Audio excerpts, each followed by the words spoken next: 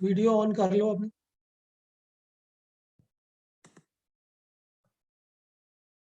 वाहिगुरु साहब जीओ। एक ओंकार सतनाम करता पुरख निर्भव निर्वैर अकाल मूरत अजूनी सैभं गुर प्रसाद। वाहिगुरु जी का खालसा वाहिगुरु जी की फतेह। सन्मानयोग गुरु सवारिओ, आप सारिਆਂ ਨੂੰ ਅੱਜ ਦੀ ਗੁਰਮਤ ਕਲਾਸ ਵਿੱਚ ਜੀ ਆਇਆਂ। ਪਿਛਲੇ ਹਫਤੇ ਅਸੀਂ ਗੁਰਦੁਆਰਾ ਸੁਧਾਰ ਲਹਿਰ ਦਾ ਵਿਸ਼ਾ ਸ਼ੁਰੂ ਕੀਤਾ ਸੀ।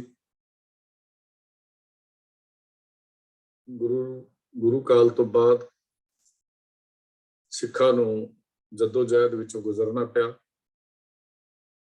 60 ਸਾਲ 70 ਸਾਲ ਦਾ ਸਮਾਂ ਇਹੋ ਜਿਹਾ ਸੀ ਜਦੋਂ ਸਿੱਖਾਂ ਦੇ ਸਿਰਾਂ ਦੇ ਮੁੱਲ ਰੱਖੇ ਗਏ। ਇਹਨਾਂ ਹੀ ਸਮੇਂ ਵਿੱਚ ਅਰਦਾਸ ਵਿੱਚ ਅਸੀਂ ਜੋ ਪੜ੍ਹਦੇ ਹਾਂ, ਜਿਨ੍ਹਾਂ ਸਿੰਘਾਂ ਸਿੰਘਣੀਆਂ ਨੇ ਧਰਮੇ ਸੀਸ ਦਿੱਤੇ, ਬੰਦ ਕਟਾਏ, ਖੋਪਰੀਆਂ ਲੁਹਾਈਆਂ, ਚਰਖੜੀਆਂ ਤੇ ਚੜੇ, ਆਰਿਆਂ ਨਾਲ ਚਰਾਏ ਗਏ, ਗੁਰਦੁਆਰਿਆਂ ਦੀ ਸੇਵਾ ਲਈ ਕੁਰਬਾਨੀਆਂ ਕੀਤੀਆਂ, ਧਰਮ ਨਹੀਂ ਹਾਰਿਆ। ਇਹ ਸਾਰਾ ਕੁਝ ਭਾਣੇ ਵਾਪਰਦੇ ਰਹੇ। ਬੰਦ ਵੀ ਕੱਟੇ ਗਏ, ਚਰਖੜੀਆਂ ਤੇ ਵੀ ਚਾੜੇ ਗਏ, ਖੋਪਰੀ ਵੀ ਲੱਥੀ। ਉਹ ਇਹਨਾਂ ਸਮੇਂ ਦੇ ਵਿੱਚ ਹੀ ਸਾਰਾ ਕੁਝ ਵਾਪਰਿਆ ਹੈ। ਅਕਾਲ ਪੁਰਖ ਦੀ ਬਖਸ਼ਿਸ਼ ਨਾਲ ਉਸ ਤੋਂ ਬਾਅਦ ਸਿੱਖ ਰਾਜ ਦੀ ਗੱਲ ਆਉਂਦੀ ਹੈ। ਪਰ ਇਹਨਾਂ 70 ਸਾਲਾਂ ਵਿੱਚ ਗੁਰਦੁਆਰਿਆਂ ਦੀ ਅੰਦਰਲੀ ਮਰਿਆਦਾ ਵਿੱਚ ਬ੍ਰਾਹਮਣੀ ਪ੍ਰਭਾਵ ਪੂਰੀ ਤਰ੍ਹਾਂ ਛਾ ਗਿਆ। ਨਿਰਮਲੇ ਉਦਾਸੀ ਮਹੰਤਾਂ ਨੇ ਜੋ ਕੁਝ ਉਹਨਾਂ ਦੀ ਮਰਿਆਦਾ ਦੇ ਵਿੱਚ ਸੀ, ਉਹ ਸਾਰੀਆਂ ਮਰਿਆਦਾਵਾਂ ਦਰਬਾਰ ਸਾਹਿਬ ਅੰਦਰ ਵੀ ਲਾਗੂ ਕੀਤੀਆਂ। ਮੂਰਤੀਆਂ ਵੀ ਰੱਖੀਆਂ ਗਈਆਂ, ਪ੍ਰਕਰਮਾਂ ਵਿੱਚ ਮੂਰਤੀਆਂ ਦੀ ਪੂਜਾ ਵੀ ਹੁੰਦੀ ਰਹੀ। ਹੋਰ ਬੜਾ ਕੁਛ ਜਿਹੜਾ ਸੀ ਵਾਪਰਦਾ ਰਿਹਾ, ਜਿਹਨੂੰ ਅਸੀਂ ਪਿਛਲੇ ਹਫ਼ਤੇ ਜ਼ਿਕਰ ਕੀਤਾ ਹੈ। ਸਿੱਖ ਰਾਜ ਵਿੱਚ ਮਹਾਰਾਜਾ ਰਣਜੀਤ ਸਿੰਘ ਦੇ ਆਉਣ ਦੇ ਨਾਲ ਗੁਰਦੁਆਰਿਆਂ ਦੇ ਨਾਮ ਤੇ ਜਗੀਰਾਂ ਲੱਗੀਆਂ, ਗੁਰਦੁਆਰੇ ਅਮੀਰ ਹੋ ਗਏ। ਪਰ ਮਹਾਰਾਜਾ ਰਣਜੀਤ ਸਿੰਘ ਨੇ ਗੁਰਦੁਆਰਿਆਂ ਦੇ ਅੰਦਰਲੇ ਪ੍ਰਬੰਧ ਵੱਲ ਕੋਈ ਖਿਆਲ ਨਹੀਂ ਕੀਤਾ, ਕਿਉਂਕਿ ਮਹਾਰਾਜਾ ਰਣਜੀਤ ਸਿੰਘ ਦੇ ਉੱਤੇ ਵੀ ਉਹਨਾਂ ਦਾ ਪ੍ਰਭਾਵ ਬਹੁਤ ਸੀ। ਜਿਵੇਂ ਹਕੂਮਤਾਂ ਦੇ ਵਿੱਚ ਅੱਜ ਵੀ ਇਹ ਕੁਝ ਸਾਨੂੰ ਦੇਖਣ ਨੂੰ ਮਿਲਦਾ ਹੈ। ਸਰਕਾਰ ਭਾਵੇਂ ਕਿਸੇ ਦੀ ਹੋਵੇ, ਪਰ ਪਿੱਛੇ ਹੱਥ ਉਸ ਬ੍ਰਾਹਮਣੀ ਸੋਚ ਦਾ ਹੀ ਹੁੰਦਾ ਹੈ। ਬਿਲਕੁਲ ਇਸੇ ਤਰ੍ਹਾਂ ਹੀ ਗੁਰਦੁਆਰਿਆਂ ਦੇ ਨਾਮ ਤੇ ਜਗੀਰਾਂ ਲੱਗੀਆਂ, ਗੁਰਦੁਆਰੇ ਅਮੀਰ ਹੋ ਗਏ, ਮਹੰਤ ਯਾਸ਼ ਹੋ ਗਏ। ਜਿਵੇਂ ਜਿਵੇਂ ਜਗੀਰਾਂ ਦਾ ਵਾਧਾ ਹੋਇਆ, ਆਮਦਨ ਵੱਧਦੀ ਗਈ, ਮਹੰਤਾਂ ਦੀ ਯਾਸ਼ੀ ਵੱਧਦੀ ਗਈ। ਉਸ ਤੋਂ ਬਾਅਦ 1839 ਵਿੱਚ ਮਹਾਰਾਜਾ ਰਣਜੀਤ ਸਿੰਘ ਜੀ ਦੀ ਮੌਤ ਹੁੰਦੀ ਹੈ। 1849 ਵਿੱਚ ਸਿੱਖ ਰਾਜ ਸਦਾ ਲਈ ਖਤਮ ਹੋ ਜਾਂਦਾ ਹੈ। ਅੰਗਰੇਜ਼ਾਂ ਦੀ ਗੁਲਾਮੀ ਪ੍ਰਵਾਨ ਕੀਤੀ ਜਾ ਰਹੀ ਹੈ। 1849 ਦੇ ਵਿੱਚ 1849 ਵਿੱਚ ਇਸ ਭਾਰਤ ਵਿੱਚ ਅੰਗਰੇਜ਼ਾਂ ਦਾ ਰਾਜ ਕਾਇਮ ਹੋ ਜਾਂਦਾ। ਅੰਗਰੇਜ਼ਾਂ ਦੀ ਨੀਤੀ ਵੀ ਡਾਇਰੈਕਟ ਟੱਕਰ ਲੈਣ ਵਾਲੀ ਨਹੀਂ ਸੀ। ਬਸ ਇੰਨਾ ਕੁ ਫਰਕ ਸੀ ਕਿ ਗੁਰਦੁਆਰਿਆਂ ਦਾ ਪ੍ਰਬੰਧ ਆਪਣੇ ਹੱਥ ਵਿੱਚ ਹੀ ਰੱਖਣਾ ਚਾਹੁੰਦੇ ਸਨ। ਪਿਛਲੀ ਵਾਰੀ ਆਪਾਂ ਵਿਚਾਰ ਵੀ ਕੀਤੀ ਸੀ ਡਾਕਟਰ ਲਾਰਡ ਰਿਪਨ ਨੂੰ ਲਿਖੀ ਹੋਈ ਚਿੱਠੀ ਦੀ, ਜਿਹਦੇ ਵਿੱਚ ਉਹ ਗੱਲ ਸਪਸ਼ਟ ਕੀਤੀ ਗਈ ਸੀ ਕਿ ਗੁਰਦੁਆਰਿਆਂ ਦਾ ਪ੍ਰਬੰਧ ਸਿੱਖਾਂ ਦੇ ਹੱਥਾਂ 'ਚ ਦੇਣਾ ਆਪਣੀ ਮੌਤ ਨੂੰ ਸੱਦਾ ਦੇਣਾ ਹੈ। ਉਹ ਨਹੀਂ ਸੀ ਚਾਹੁੰਦੇ ਕਿ ਗੁਰਦੁਆਰਿਆਂ ਦਾ ਪ੍ਰਬੰਧ ਸਿੱਖਾਂ ਦੇ ਹੱਥਾਂ ਵਿੱਚ ਚਲਾ ਜਾਏ। ਪਰ ਸਿੰਘ ਸਭਾ ਲਹਿਰ ਦਾ ਜਨਮ ਹੋਇਆ। ਇਸ ਸਿੰਘ ਸਭਾ ਲਹਿਰ ਨੇ ਬਹੁਤ ਵੱਡੇ ਕੰਮ ਕੀਤੇ, ਜਿਹੜੇ ਕੰਮ ਅੱਜ ਵੀ ਸਾਨੂੰ ਕਰਨ ਦੀ ਲੋੜ ਹੈ। ਉਹ ਸਿੰਘ ਸਭਾ ਲਹਿਰ ਤੋਂ ਸਿੱਖਿਆ ਲੈਣ ਦੀ ਸਾਨੂੰ ਲੋੜ ਹੈ। ਉਹਦੇ ਨਾਲ ਸਿੱਖਾਂ ਅੰਦਰ ਜਾਗਰਤੀ ਆਈ, ਆਪਣੇ ਗੁਰਧਾਮਾਂ ਅੰਦਰ ਹੋ ਰਹੀਆਂ ਕੁਰੀਤੀਆਂ ਪ੍ਰਤੀ ਜਾਗਰੂਕ ਹੋਏ। ਉਹਨਾਂ ਨੂੰ ਆਜ਼ਾਦ ਕਰਾਉਣ ਦੇ ਲਈ ਹਮਲੇ ਮਾਰੇ ਗਏ। ਸਭ ਤੋਂ ਪਹਿਲਾਂ ਦਰਬਾਰ ਸਾਹਿਬ ਦੇ ਕੰਟਰੋਲ ਦੀ ਗੱਲ ਸੀ, ਜੋ ਪਿਛਲੇ ਹਫ਼ਤੇ ਅਸੀਂ ਵਿਚਾਰ ਕੀਤੀ ਹੈ ਕਿ ਉਹ ਭਾਈ ਕਰਤਾਰ ਸਿੰਘ ਜੀ ਝੱਬਰ ਔਰ ਤੇਜਾ ਸਿੰਘ ਜੀ ਪੁੱਜਰ, ਇਹਨਾਂ ਵਿਅਕਤੀਆਂ ਦੀ ਦੇਖ ਰੇਖ ਹੇਠ ਵਿੱਚ ਗੁਰਦੁਆਰੇ ਦਾ ਪ੍ਰਬੰਧ ਜਿਹੜਾ ਸੀ ਉਹ ਸਿੱਖਾਂ ਦੇ ਹੱਥਾਂ ਵਿੱਚ ਆਇਆ ਔਰ ਜਿਹੜੇ ਪੁਜਾਰੀ ਸਨ ਉਹ ਛੱਡ ਕੇ ਚਲੇ ਗਏ ਔਰ 12/10/1920 12 ਅਕਤੂਬਰ 1920 ਨੂੰ ਅਕਾਲ ਤਖਤ ਦਾ ਪ੍ਰਬੰਧ ਜਿਹੜਾ ਸੀ ਉਹ ਵੀ ਸਿੱਖਾਂ ਨੇ ਸੰਭਾਲ ਲਿਆ। ਸਰਦਾਰ ਤੇਜਾ ਸਿੰਘ ਪੁੱਜਰ ਦੀ ਜਥੇਦਾਰੀ ਹੇਠ ਅਕਾਲ ਤਖਤ ਸਾਹਿਬ ਦੀ ਸੇਵਾ ਸੰਭਾਲੀ ਗਈ। ਇਹਦੀ ਖਬਰ ਜਿਹੜੀ ਸੀ ਸਰਕਾਰ ਵੱਲੋਂ ਥਾਪੇ ਹੋਏ ਸਰਬਰਾਹ ਸੁੰਦਰ ਸਿੰਘ ਰਾਮਗੜੀਆ ਨੂੰ ਦੇ ਦਿੱਤੀ ਗਈ। ਨੱਠੇ ਗਏ ਪੁਜਾਰੀ ਡਿਪਟੀ ਕਮਿਸ਼ਨਰ ਦੇ ਕਹਿਣ ਤੇ ਅਕਾਲ ਤਖਤ ਦੀ ਸੇਵਾ ਤੇ ਹਾਜ਼ਰ ਨਾ ਹੋਏ। ਉਹਨਾਂ ਨੇ ਡਿਪਟੀ ਕਮਿਸ਼ਨਰ ਨੇ ਵੀ ਕਿਹਾ ਵੀ ਤੁਸੀਂ ਜਾ ਕੇ ਅਕਾਲ ਤਖਤ ਤੇ ਪਹੁੰਚੋ, ਅਸੀਂ ਤੁਹਾਡੀ ਮਦਦ ਕਰਾਂਗੇ, ਪਰ ਉਹ ਡਰ ਇੰਨਾ ਗਏ ਸਨ ਕਿ ਉਹਨਾਂ ਨੇ ਅਕਾਲ ਤਖਤ ਦੇ ਉੱਤੇ ਜਾ ਕੇ ਦੁਬਾਰਾ ਹਾਜ਼ਰ ਨਹੀਂ ਹੋਏ। ਨੈਕਸਟ ਡੇ 13 ਅਕਤੂਬਰ 1920 ਨੂੰ ਡਿਪਟੀ ਕਮਿਸ਼ਨਰ ਨੇ ਜਿਹੜਾ ਸਰਬਰਾਹ ਸੁੰਦਰ ਸਿੰਘ ਮਜੀਠੀਆ ਤੇ ਕੁਝ ਹੋਰ ਸਿੱਖਾਂ ਦੇ ਮੁਖੀਆਂ ਦੇ ਪੁਜਾਰੀਆਂ ਨੂੰ ਆਪਣੇ ਬੰਗਲੇ 'ਚ ਸੱਦਿਆ ਤਾਂ ਜੋ ਇਸ ਮਾਮਲੇ ਨੂੰ ਜਿਹੜਾ ਹੈ ਹੱਲ ਕਿੱਦਾਂ ਕੀਤਾ ਜਾਵੇ ਜਾਂ ਇਹਦੇ ਬਾਰੇ ਵਿਚਾਰ ਕੀਤੀ ਜਾਵੇ। ਪੁਜਾਰੀ ਉਸ ਮੀਟਿੰਗ ਵਿੱਚ ਹਾਜ਼ਰ ਨਹੀਂ ਹੋਏ। ਡਿਪਟੀ ਕਮਿਸ਼ਨਰ ਨੇ ਸ੍ਰੀ ਦਰਬਾਰ ਸਾਹਿਬ ਤੇ ਸ੍ਰੀ ਅਕਾਲ ਤਖਤ ਦੇ ਪ੍ਰਬੰਧ ਵਾਸਤੇ 9 ਸੱਜਣਾਂ ਦੀ ਇੱਕ ਟੈਂਪਰੇਰੀ ਕਮੇਟੀ ਜਿਹੜੀ ਸੀ ਬਣਾ ਦਿੱਤੀ ਔਰ ਇਹ ਸਾਰੇ ਹੀ ਸੱਜਣ ਗੁਰਦੁਆਰਾ ਸੁਧਾਰ ਲਹਿਰ ਦੇ ਹਾਮੀ ਸਨ। ਸਰਬਰਾਹ ਨੂੰ ਇਸ ਕਮੇਟੀ ਦਾ ਪ੍ਰਧਾਨ ਜਿਹੜਾ ਸੀ ਮਿਥ ਲਿਆ ਗਿਆ। ਇਸ ਦੇ ਉੱਤੇ ਪੁਜਾਰੀ ਜਿਹੜੇ ਸੀ ਉਹ ਕਲਪ ਗਏ। ਉਹਨਾਂ ਨੇ ਬੁੱਢਾ ਦਲ ਦੇ ਨਿਹੰਗ ਸਿੰਘਾਂ ਨੂੰ ਸੱਦਿਆ, ਜਾ ਕੇ ਚੁੱਕਿਆ। ਬੁੱਢਾ ਦਲ ਜਿਹੜਾ ਸੀ ਅੰਮ੍ਰਿਤਸਰ ਪਹੁੰਚ ਗਿਆ।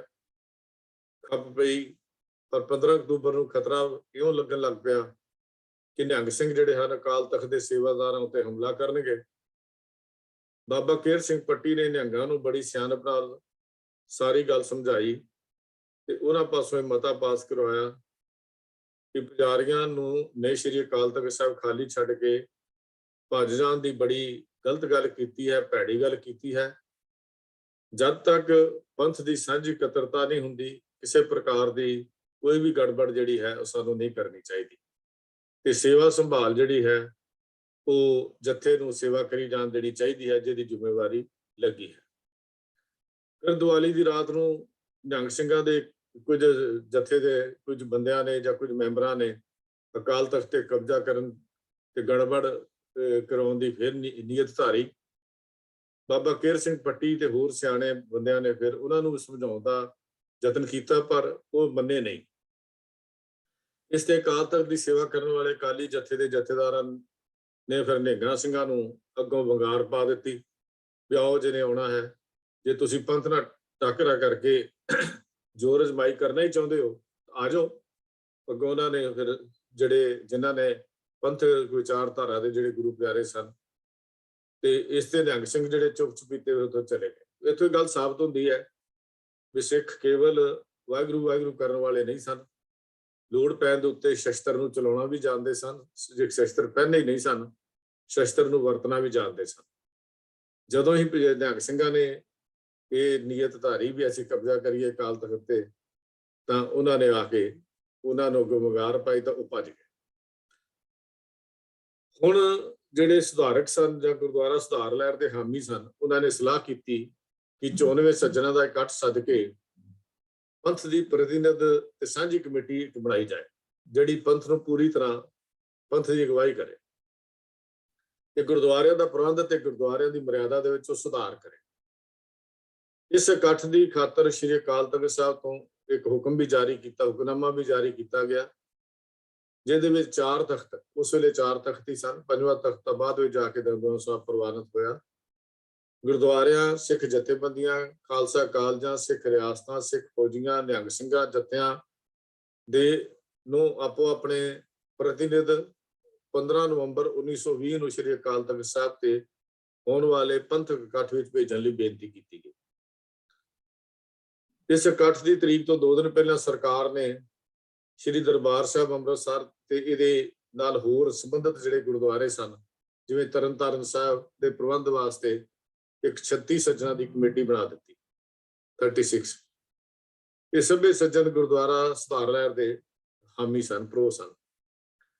ਸਰਦਾਰ ਹਰਬੰਸ ਸਿੰਘ ਜੀ ਟਾਰੀ ਇਸ ਕਮੇਟੀ ਦੇ ਪ੍ਰਧਾਨ ਬਣਾਏ ਗਏ।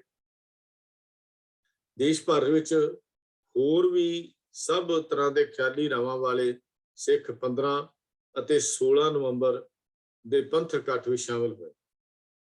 ਇਹ ਫੈਸਲਾ ਹੋਇਆ ਕਿ ਗੁਰਦੁਆਰਿਆਂ ਦੇ ਪ੍ਰਬੰਧ ਲਈ 175 ਸਿੰਘਾਂ ਦੀ ਕਮੇਟੀ ਬਣਾਈ ਜਾਵੇ, ਜਿਸ ਦਾ ਨਾਮ ਸ਼੍ਰੋਮਣੀ ਗੁਰਦੁਆਰਾ ਪ੍ਰਬੰਧਕ ਕਮੇਟੀ ਹੋਵੇ ਅਤੇ 36 ਮੈਂਬਰ ਜਿਹੜੇ ਸਰਕਾਰ ਨੇ ਹੁਣ ਪ੍ਰਬੰਧ ਲਈ ਬਣਾਏ ਉਹਨਾਂ ਦੇ ਵਿੱਚ ਸ਼ਾਮਲ ਕਰ ਲਿਆ ਜਾਵੇ। ਇਸ ਕਮੇਟੀ ਦੇ ਵਿੱਚ ਸਿੱਖ ਰਿਆਸਤਾਂ ਦੇ ਨੁਮਾਇੰਦਿਆਂ ਤੋਂ ਇਲਾਵਾ ਦੇਸ਼ਾਂ ਪ੍ਰਦੇਸ਼ਾਂ ਵਿੱਚ ਜਿਵੇਂ ਬਰਮਾ, ਚੀਨ, ਅਮਰੀਕਾ ਸਿੱਖ ਸੁਸਾਇਟੀਆਂ ਨੂੰ ਵੀ ਪ੍ਰਤੀਨਿਧਤਾ ਦਿੱਤੀ ਗਈ ਇਸ ਕਮੇਟੀ ਦੇ ਵਿੱਚ। ਇਸ ਇਕੱਠ ਵਿੱਚ 5 ਪਿਆਰਿਆਂ ਦੀ ਚੋਣ ਕੀਤੀ ਗਈ। ਸ਼੍ਰੋਮਣੀ ਕਮੇਟੀ ਦੇ ਸਾਰੇ ਮੈਂਬਰਾਂ ਦੀ ਸੋਧ ਸੁਧਾਈ ਕਰਨੀ ਸੀ।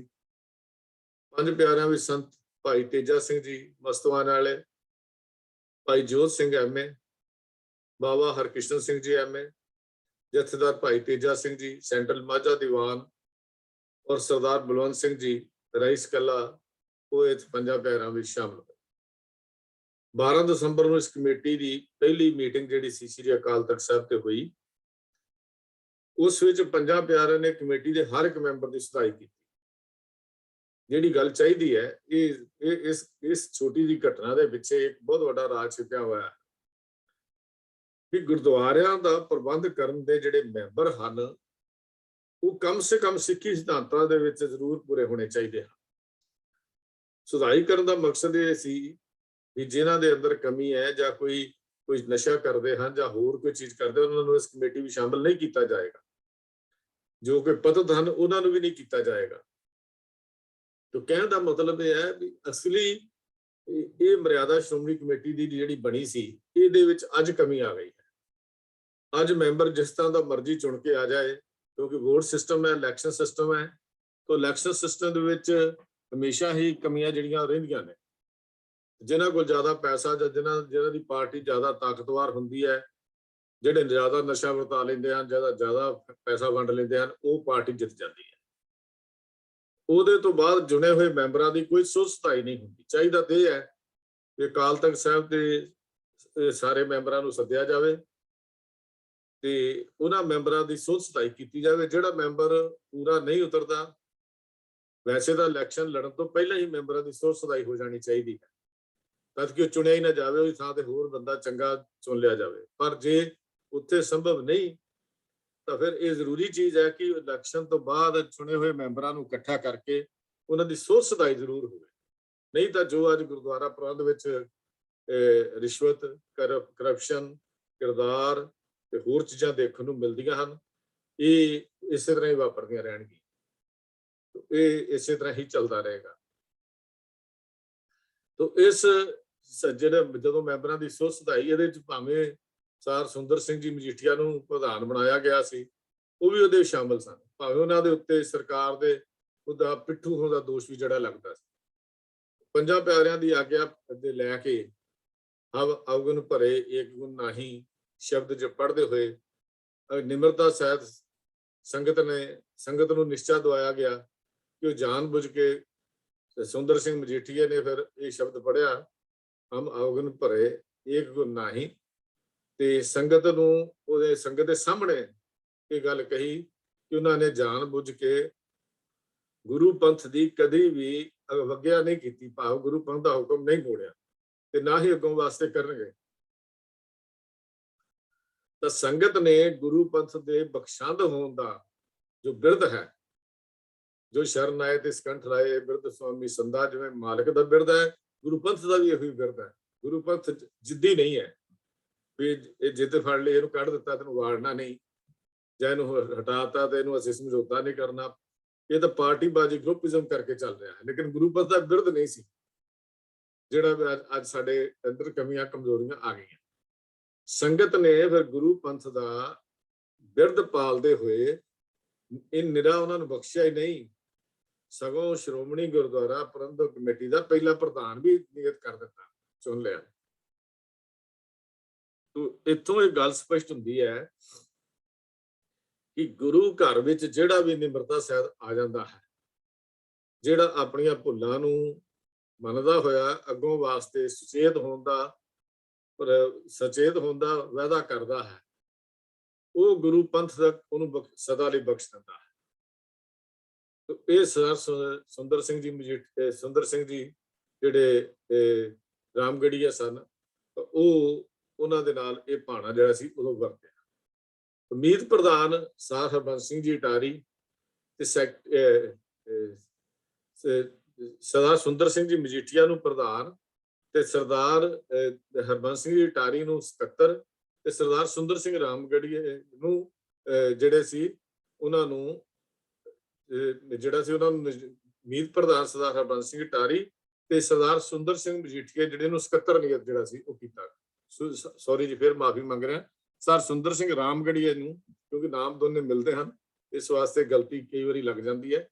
ਸਰ ਸੁੰਦਰ ਸਿੰਘ ਜੀ ਮਜੀਠੀਆ ਜਿਹੜੇ ਸਨ ਉਹਨਾਂ ਨੂੰ ਪ੍ਰਧਾਨ, ਸਰਦਾਰ ਹਰਬੰਸ ਸਿੰਘ ਜੀ ਅਟਾਰੀ ਨੂੰ ਮੀਤ ਪ੍ਰਧਾਨ, ਪਰ ਸਰਦਾਰ ਸੁੰਦਰ ਸਿੰਘ ਜੀ ਰਾਮਗੜੀਆ ਨੂੰ ਸਕੱਤਰ ਜਿਹੜਾ ਸੀ, ਸੈਕਟਰੀ ਜਿਹਨੂੰ ਅਸੀਂ ਕਹਿੰਦੇ ਹਾਂ, ਉਹ ਨਿਯਤ ਕੀਤਾ ਗਿਆ। ਫਿਰ ਨਿਜ਼ਮਾਵਲੀ ਦਾ ਇੱਕ ਖਰੜਾ ਤਿਆਰ ਕਰਨ ਲਈ ਇੱਕ ਸਬ ਕਮੇਟੀ ਬਣਾਈ ਗਈ ਵੀ ਨਿਜ਼ਮ ਕਿਹੜੇ ਹੋਣੇ ਚਾਹੀਦੇ ਹਨ। ਤਾਂ 30 ਅਪ੍ਰੈਲ ਸਨ 1921 ਨੂੰ ਸ਼੍ਰੋਮਣੀ ਗੁਰਦੁਆਰਾ ਪ੍ਰਬੰਧਕ ਕਮੇਟੀ ਰਜਿਸਟਰਡ ਕਰਵਾਈ ਗਈ। ਇਹ 1920 ਦੇ ਵਿੱਚ ਹੀ ਤਕਰੀਬਨ 20 ਨਵੰਬਰ 1920 ਨੂੰ ਹੋਂਦ ਵਿੱਚ ਆਈ, ਤੇ ਇਹ ਅਪ੍ਰੈਲ 1921 30 ਅਪ੍ਰੈਲ ਨੂੰ ਇਹਦੀ ਰਜਿਸਟ੍ਰੇਸ਼ਨ ਜਿਹੜੀ ਸੀ ਹੋਈ। ਉਹਦਾ ਕਾਰਨ ਇੱਕ ਹੋਰ ਵੀ ਹੈ, ਜਿਹੜਾ ਅੰਗਰੇਜ਼ ਸਰਕਾਰ ਨੇ ਰਜਿਸਟ੍ਰੇਸ਼ਨ ਦੇ ਬਾਵਜੂਦ ਵੀ ਸ਼੍ਰੋਮਣੀ ਕਮੇਟੀ ਦੀ ਹੋਂਦ ਮੰਨਣ ਤੋਂ ਇਨਕਾਰ ਕਰ ਦਿੱਤਾ। ਉਹਦਾ ਮੈਂ ਜ਼ਿਕਰ ਜ਼ਰੂਰ ਥੋੜਾ ਜਿਹਾ ਕਰਨਾ ਚਾਹੁੰਦਾ ਵੀ ਕੱਲ 19 ਤਰੀਕ ਨੂੰ 19 ਜਨਵਰੀ 2022 100 ਸਾਲ ਹੋ ਗਏ ਜਿਹੜਾ ਤੋਸ਼ੇਖਾਨੇ ਦਾ ਮੋਰਚਾ, ਜਿਹੜੀਆਂ ਚਾਬੀਆਂ ਸੀ ਉਹ ਸਿੱਖਾਂ ਦੇ ਹੱਥਾਂ ਵਿੱਚ ਆਈਆਂ। ਕਿਉਂਕਿ ਕੱਲ ਦੀ ਡੇਟ ਤੋਂ ਮੈਨੂੰ ਯਾਦ ਆ ਗਈ ਇਹ ਗੱਲ, ਮੈਂ ਆਪ ਜੀ ਨਾਲ ਸਾਂਝੀ ਕਰਨਾ ਜ਼ਰੂਰੀ ਸਮਝਦਾ ਹਾਂ। 100 ਸਾਲ ਪਹਿਲਾਂ ਇੱਕ ਮੋਰਚਾ ਲੱਗਾ। ਮੋਰਚਾ ਕਦ ਲਈ ਸੀ? ਗੁਰਦੁਆਰੇ ਦੀਆਂ ਤੋਸ਼ੇਖਾਨੇ ਦੀਆਂ, ਜੋ ਦਰਬਾਰ ਸਾਹਿਬ ਦਾ ਤੋਸ਼ਾਖਾਨਾ ਹੈ, ਉਹਦੀਆਂ ਚਾਬੀਆਂ ਸਰਕਾਰ ਨੇ ਆਪਣੇ ਕੋਲ ਰੱਖ ਲਈ। ਸਰਕਾਰ ਨੇ ਤਾਂ ਕਹਿ ਦਿੱਤਾ ਗੁਰਦੁਆਰੇ ਪ੍ਰਬੰਧ ਤੁਹਾਡੇ ਕੋਲ ਹਨ, ਪਰ ਚਾਬੀਆਂ ਸਾਡੇ ਕੋਲ ਹਨ, ਭਾਵ ਰਜਿਸਟਰੀ ਤੁਹਾਡੇ ਨਾਂ ਤੇ ਰਵਾਂਗੇ ਅਸੀਂ ਵਿੱਚ। ਇਹ ਤਾਂ ਉਹੀ ਹੋ ਗਿਆ ਵੀ ਇੱਕ ਮਕਾਨ ਦੀ ਰਜਿਸਟਰੀ ਕਿਸੇ ਦੇ ਨਾਂ ਤੇ ਹੈ ਤੇ ਕਬਜ਼ਾ ਕਿਸੇ ਦਾ ਹੈ। ਬਿਲਕੁਲ ਉਸੇ ਹਿਸਾਬ ਨਾਲ ਹੀ ਗੁਰਦੁਆਰੇ ਭਾਵੇਂ ਦੇ ਦਿੱਤੇ ਗਏ, ਪਰ ਪ੍ਰਬੰਧ ਆਪਣੇ ਕੋਲ ਰੱਖਣ ਦੀ ਨੀਅਤ ਨਾਲ ਤੋਸ਼ੇਖਾਨੇ ਦੀਆਂ ਚਾਬੀਆਂ ਜਿਹੜੀਆਂ ਸੀ ਉਹਨਾਂ ਨੇ ਰੱਖ ਲਈਆਂ। ਸਿੱਖਾਂ ਨੇ ਮੋਰਚਾ ਲਾਇਆ ਅਕਤੂਬਰ ਦੇ ਵਿੱਚ, ਤਕਰੀਬਨ 90 ਦਿਨ ਉਹ ਮੋਰਚਾ ਚੱਲਿਆ, ਆਲਮੋਸਟ 90 ਦਿਨ 90 ਡੇਜ਼। ਗ੍ਰਿਫਤਾਰੀਆਂ ਹੋਈਆਂ, ਜਾਇਦਾਦਾਂ ਨੂੰ ਕੁਰਕ ਕਰਨ ਦੇ ਆਰਡਰ ਵੀ ਹੋਏ, ਪਰ 12 ਜਨਵਰੀ ਨੂੰ ਅੰਗਰੇਜ਼ ਸਰਕਾਰ ਨੇ ਚਾਬੀਆਂ ਦੇਣ ਦਾ ਫੈਸਲਾ ਕਰ ਲਿਆ। ਸਿੱਖਾਂ ਨੇ ਫਿਰ ਸ਼ਰਤਾਂ ਰੱਖ ਦਿੱਤੀਆਂ। ਪਹਿਲੀ ਗੱਲ ਵੀ ਚਾਬੀਆਂ ਲੈਣ ਲਈ ਅਸੀਂ ਸਰਕਾਰ ਦੇ ਦਫ਼ਤਰ 'ਚ ਨਹੀਂ ਜਾਵਾਂਗੇ, ਸਰਕਾਰ ਦੇ ਨੁਮਾਇੰਦੇ ਆ ਕੇ ਸ਼੍ਰੀ ਅਕਾਲ ਤਖਤ ਤੇ ਸਾਨੂੰ ਚਾਬੀਆਂ ਦੇਣਗੇ। ਦੂਜੀ ਗੱਲ, ਜਿੰਨੇ ਗ੍ਰਿਫਤਾਰ ਕੀਤੇ ਹੋਏ ਸਾਡੇ ਸਿੱਖ ਹਨ ਜਾਂ ਜਿਨ੍ਹਾਂ ਦੀਆਂ ਜਾਇਦਾਦਾਂ ਕੁਰਕ ਕਰਨ ਦਾ ਆਰਡਰ ਹੈ, ਸਾਰੇ ਕੈਂਸਲ ਕੀਤੇ ਜਾਣ, ਉਹਨਾਂ ਦੀ ਰਿਹਾਈ ਪਹਿਲਾਂ ਕੀਤੀ ਜਾਵੇ। ਇਹ ਬੜੀ ਜ਼ਰੂਰੀ ਬਾਤ ਹੈ, ਜਿਹੜੀ ਸਾਡੇ 'ਚ ਅੱਜ ਕਮੀ ਹੈ, ਕਮਜ਼ੋਰੀ ਹੈ। ਅੱਜ ਵੀ ਅਸੀਂ ਦੇਖਣ ਨੂੰ ਮਿਲਿਆ, ਜਿਹੜਾ ਕਿਸਾਨ ਅੰਦੋਲਨ ਚੱਲਿਆ, ਕਾਨੂੰਨ ਵਾਪਸ ਹੋਏ, ਚੰਗੀ ਗੱਲ ਹੈ, ਪਰ ਜੋ ਲਖੀਮਪੁਰ ਖੀਰੀ ਦੇ ਵਿੱਚ ਸਿੱਖਾਂ ਤੇ ਕਤਲੇਆਮ ਹੋਇਆ, ਉਹਨਾਂ ਦੀ ਰਿਹਾਈ ਜਾਂ ਉਹਨਾਂ ਦੇ ਮੁਲਜ਼ਮਾਂ ਨੂੰ ਫੜਨ ਤੋਂ ਬਿਨਾਂ ਹੀ ਵਾਪਸੀ ਵੱਲ ਨੂੰ ਕਦਮ ਰੱਖਣ ਦਾ ਮਤਲਬ ਕਮਜ਼ੋਰੀ ਕਿਤੇ ਨਾ ਕਿਤੇ ਸਾਡੇ ਅੰਦਰ ਜ਼ਰੂਰ ਆਈ ਹੈ। ਇਹ ਕਮਜ਼ੋਰੀ ਉਦੋਂ ਗੁਰੂ ਪਿਆਰਿਆਂ ਦੇ ਵਿੱਚ, ਗੁਰੂ ਦੇ ਨੁਮਾਇੰਦਿਆਂ ਦੇ ਵਿੱਚ, ਸਿੱਖਾਂ ਦੇ ਵਿੱਚ ਇਹ ਕਮਜ਼ੋਰੀ ਨਹੀਂ ਸੀ।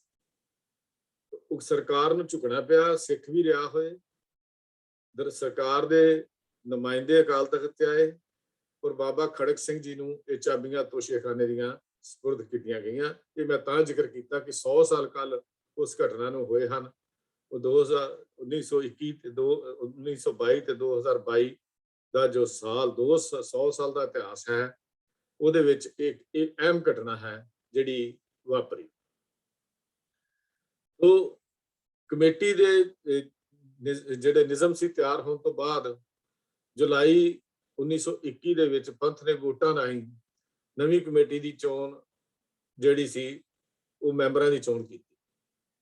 ਇਸ ਤਰ੍ਹਾਂ ਚੁਣੇ ਗਏ ਮੈਂਬਰਾਂ ਦੀ ਕੁੱਲ ਗਿਣਤੀ ਦਾ 5ਵਾਂ ਹਿੱਸਾ ਜਿਹੜਾ ਸੀ ਉਹ 14 ਅਗਸਤ ਨੂੰ ਨਾਮਜ਼ਦ ਕੀਤਾ ਗਿਆ। ਅੱਜ ਵੀ ਨੋਮੀਨੇਟ ਕਰਦੇ ਆ, ਅੱਜ ਵੀ ਉਹਨਾਂ ਨੂੰ ਨਾਮਜ਼ਦ ਕੀਤਾ ਜਾਂਦਾ। ਇਸ ਤਰ੍ਹਾਂ ਕਮੇਟੀ ਜਿਹੜੀ ਸੀ ਉਹ ਮੁਕੰਮਲ ਹੋ ਗਈ ਤੇ 27 ਅਗਸਤ 1921 ਨੂੰ 27th of August 1921 ਨੂੰ ਸ਼੍ਰੀ ਅਕਾਲ ਤਖਤ ਸਾਹਿਬ ਤੇ ਇਹਦਾ ਪਹਿਲਾ ਸਮਾਗਮ ਹੋਇਆ, ਜਿਹਦੇ ਵਿੱਚ 31 ਭਾਵ 31 ਮੈਂਬਰਾਂ ਦੀ ਇੱਕ ਅੰਤਰਿਮ ਕਮੇਟੀ, ਜਿਹਨੂੰ ਅਸੀਂ ਕਹਿੰਦੇ ਹਾਂ ਵਰਕਿੰਗ ਕਮੇਟੀ ਕਹਿ ਲਈਏ, ਉਹ ਬਣਾਈ ਗਈ। ਇਹਦੇ ਚ ਪ੍ਰਧਾਨ ਸਰਦਾਰ ਖੜਕ ਸਿੰਘ ਜੀ ਸਿਆਲਕੋਟ, ਸਕੱਤਰ ਸਰਦਾਰ ਸੁੰਦਰ ਸਿੰਘ ਜੀ ਰਾਮਗੜੀਆ ਅੰਮ੍ਰਿਤਸਰ, ਤੇ ਮੀਤ ਪ੍ਰਧਾਨ ਸਰਦਾਰ ਬਹਾਦਰ ਮਹਿਤਾਬ ਸਿੰਘ ਜੀ ਜੋ ਬੈਰਿਸਟਰ ਸਨ, ਉਹਨਾਂ ਨੂੰ ਬਣਾਇਆ ਗਿਆ। ਇਸ ਤੋਂ ਪਿੱਛੋਂ ਫਿਰ ਗੁਰਦੁਆਰਾ ਸੁਧਾਰ ਲਹਿਰ ਦਾ ਕੰਮ ਇੱਕ ਲਹਿਰ ਦੇ ਰੂਪ ਵਿੱਚ ਬਕਾਇਦਾ ਚਾਲੂ ਹੋ ਜਾਂਦਾ ਹੈ। ਪਹਿਲਾਂ ਜਿਹਦੀ ਮਰਜ਼ੀ ਸੀ, ਜਿਸ ਮੁਤਾਬਕ ਮਰਜ਼ੀ ਕੋਈ ਚੱਲਦਾ ਸੀ, ਪਰ ਇਸ ਤੋਂ ਬਾਅਦ ਦਾ ਜਿਹੜਾ ਇਤਿਹਾਸ ਹੈ ਉਹ ਫਿਰ ਇੱਕ ਲਹਿਰ ਦਾ ਰੂਪ ਜਿਹੜਾ ਹੈ ਉਹ ਚਾਲੂ ਹੋ ਜਾਂਦਾ ਹੈ। ਇਸ ਤੇ ਥੋੜੇ ਜਿਹਾ ਸਮਝਣ ਦੇ ਲਈ ਅਸੀਂ ਹੋਰ ਗੱਲ ਕਰਦੇ ਹਾਂ ਵੀ ਇਹ ਕਿਸ ਤਰ੍ਹਾਂ ਚਾਲੂ ਹੁੰਦਾ। ਇਸ ਤੋਂ ਪਹਿਲਾਂ ਭਾਵੇਂ ਕਈ ਕੁਝ ਹੋ ਚੁੱਕਾ ਸੀ, ਪਰ ਇੱਥੇ ਆਪਾਂ ਨੂੰ ਇਹ ਗੱਲ ਜਾਣ ਲੈਣੀ ਜ਼ਰੂਰੀ ਹੈ ਕਿ ਉਹ ਕਿਹੜੇ ਕਾਰਨ ਸਨ ਜਿਨ੍ਹਾਂ ਨੇ ਇਸ ਨੂੰ ਲਹਿਰ ਦਾ ਜਿਹੜਾ ਸੀ ਰੂਪ ਦਿੱਤਾ। ਉਹ ਸੀ ਅੰਗਰੇਜ਼ ਰਾਜ ਦੇ ਪੰਜਾਬ ਦੇ ਅੰਦਰ ਸਥਾਪਨ ਹੋਣ ਮਗਰੋਂ, ਭਾਵ ਜਦੋਂ 1849 ਤੋਂ ਬਾਅਦ ਸਿੱਖਾਂ ਅੰਦਰ ਉੱਠੀਆਂ ਕਈ ਧਾਰਮਿਕ, ਵਿਦਿਅਕ ਤੇ ਸਿਆਸੀ ਲਹਿਰਾਂ ਨੇ ਸਿੱਖਾਂ ਦੇ ਅੰਦਰ ਇੱਕ ਵੱਡੀ ਜਾਗਰਤੀ ਪੈਦਾ ਕਰ ਦਿੱਤੀ ਸੀ, ਜਿਹਨੂੰ ਮੈਂ ਸਿੰਘ ਸਭਾ ਦਾ ਜ਼ਿਕਰ ਆਪ ਜੀ ਨਾਲ ਕੀਤਾ ਹੈ। ਇਸ ਲਈ ਇਹ ਬਰਦਾਸ਼ਤ ਕਰੀ ਜਾਣਾ ਹੁਣ ਬੜਾ ਔਖਾ ਹੋ ਗਿਆ ਸੀ, ਮੁਸ਼ਕਲ ਹੋ ਗਿਆ ਸੀ ਕਿ ਸਰਕਾਰ ਜਾਂ ਸਰਕਾਰ ਦੇ ਪਿੱਠੂ ਮਹੰਤ ਜਿਹੜੇ ਹਨ ਜਾਂ ਉਹਨਾਂ ਦੇ ਪੁਜਾਰੀ ਉਹ ਸਾਡੇ ਧਰਮ ਵਿੱਚ ਆ ਕੇ ਜਾਂ ਧਰਮ ਸਥਾਨਾਂ ਤੇ ਆ ਕੇ ਜਾਂ ਆਸ਼ਰਮਾਂ ਤੇ ਆ ਕੇ ਕਬਜ਼ਾ ਕਰਨ ਜਾਂ ਨਿੱਜੀ ਆਪਣੇ ਇੰਡੀਵਿਜੂਅਲ ਲਾਭ ਦੇ ਲਈ ਇਹਨਾਂ ਗੁਰਦੁਆਰਿਆਂ ਨੂੰ ਵਰਤਣ। ਭਾਵੇਂ ਅੱਜ ਵੀ ਪ੍ਰਬੰਧਕ ਕਮੇਟੀਆਂ ਇਹ ਕੁਝ ਕਰਦੀਆਂ ਹਨ, ਨਾ ਪ੍ਰਬੰਧਕ ਕਮੇਟੀਆਂ ਦਾ ਹੁੰਦਾ, ਪਰ ਨਿੱਜੀ ਹਿੱਤ ਸਾਰਿਆਂ ਦੇ ਇਹਦੇ ਵਿੱਚ ਹੁੰਦੇ ਹੀ ਹਨ, ਵਰਤੇ ਜਾਂਦੇ ਹਨ। ਦੂਜਾ ਕਾਰਨ ਸੀ ਗੁਰਦੁਆਰਿਆਂ ਅੰਦਰ ਸਿੱਖ ਰਹਿਤ ਮਰਿਆਦਾ ਦੇ ਅਤੇ ਸਿੱਖੀ ਰਹਿਤ ਦੇ ਜਿਹੜੀ ਕਮੀ ਆ ਚੁੱਕੀ ਸੀ, ਜਿਹਦੇ ਕਰਕੇ ਅਨਮਤੀ ਤੇ ਬ੍ਰਾਹਮਣੀ ਰੀਤਾਂ ਦੇ ਦਿਨੋਂ ਦਿਨ ਵੱਧ ਰਹੇ ਪ੍ਰਭਾਵ ਨੂੰ ਖਤਮ ਕਰਨ ਦੇ ਲਈ ਕਦਮ ਉਠਾਉਣੇ ਬੜੇ ਜ਼ਰੂਰੀ ਹੋ ਗਏ ਸਨ। ਨਹੀਂ ਤਾਂ ਇਹਦੇ ਸਿੱਖ ਜਿਹੜੇ ਸਨ ਉਹਨਾਂ ਦਾ ਨਿਰਾਲਾਪਨ ਜਿਹੜਾ ਸੀ ਹੌਲੀ ਹੌਲੀ ਖਤਮ ਹੁੰਦਾ ਜਾਂਦਾ ਸੀ। ਕਈ ਥਾਈਂ ਇਹ ਪ੍ਰਬੰਧ ਜਿਹੜਾ ਗੁਰਦੁਆਰਿਆਂ ਦਾ ਸੀ ਉਹ ਅਚਰਨਹੀਨ ਲੋਕਾਂ ਦੇ ਹੱਥਾਂ ਦੇ ਵਿੱਚ ਵੀ ਜਾਣ ਕਰਕੇ ਸਿੱਖਾਂ ਨੇ ਇਹ ਫੈਸਲਾ ਕਰ ਲਿਆ।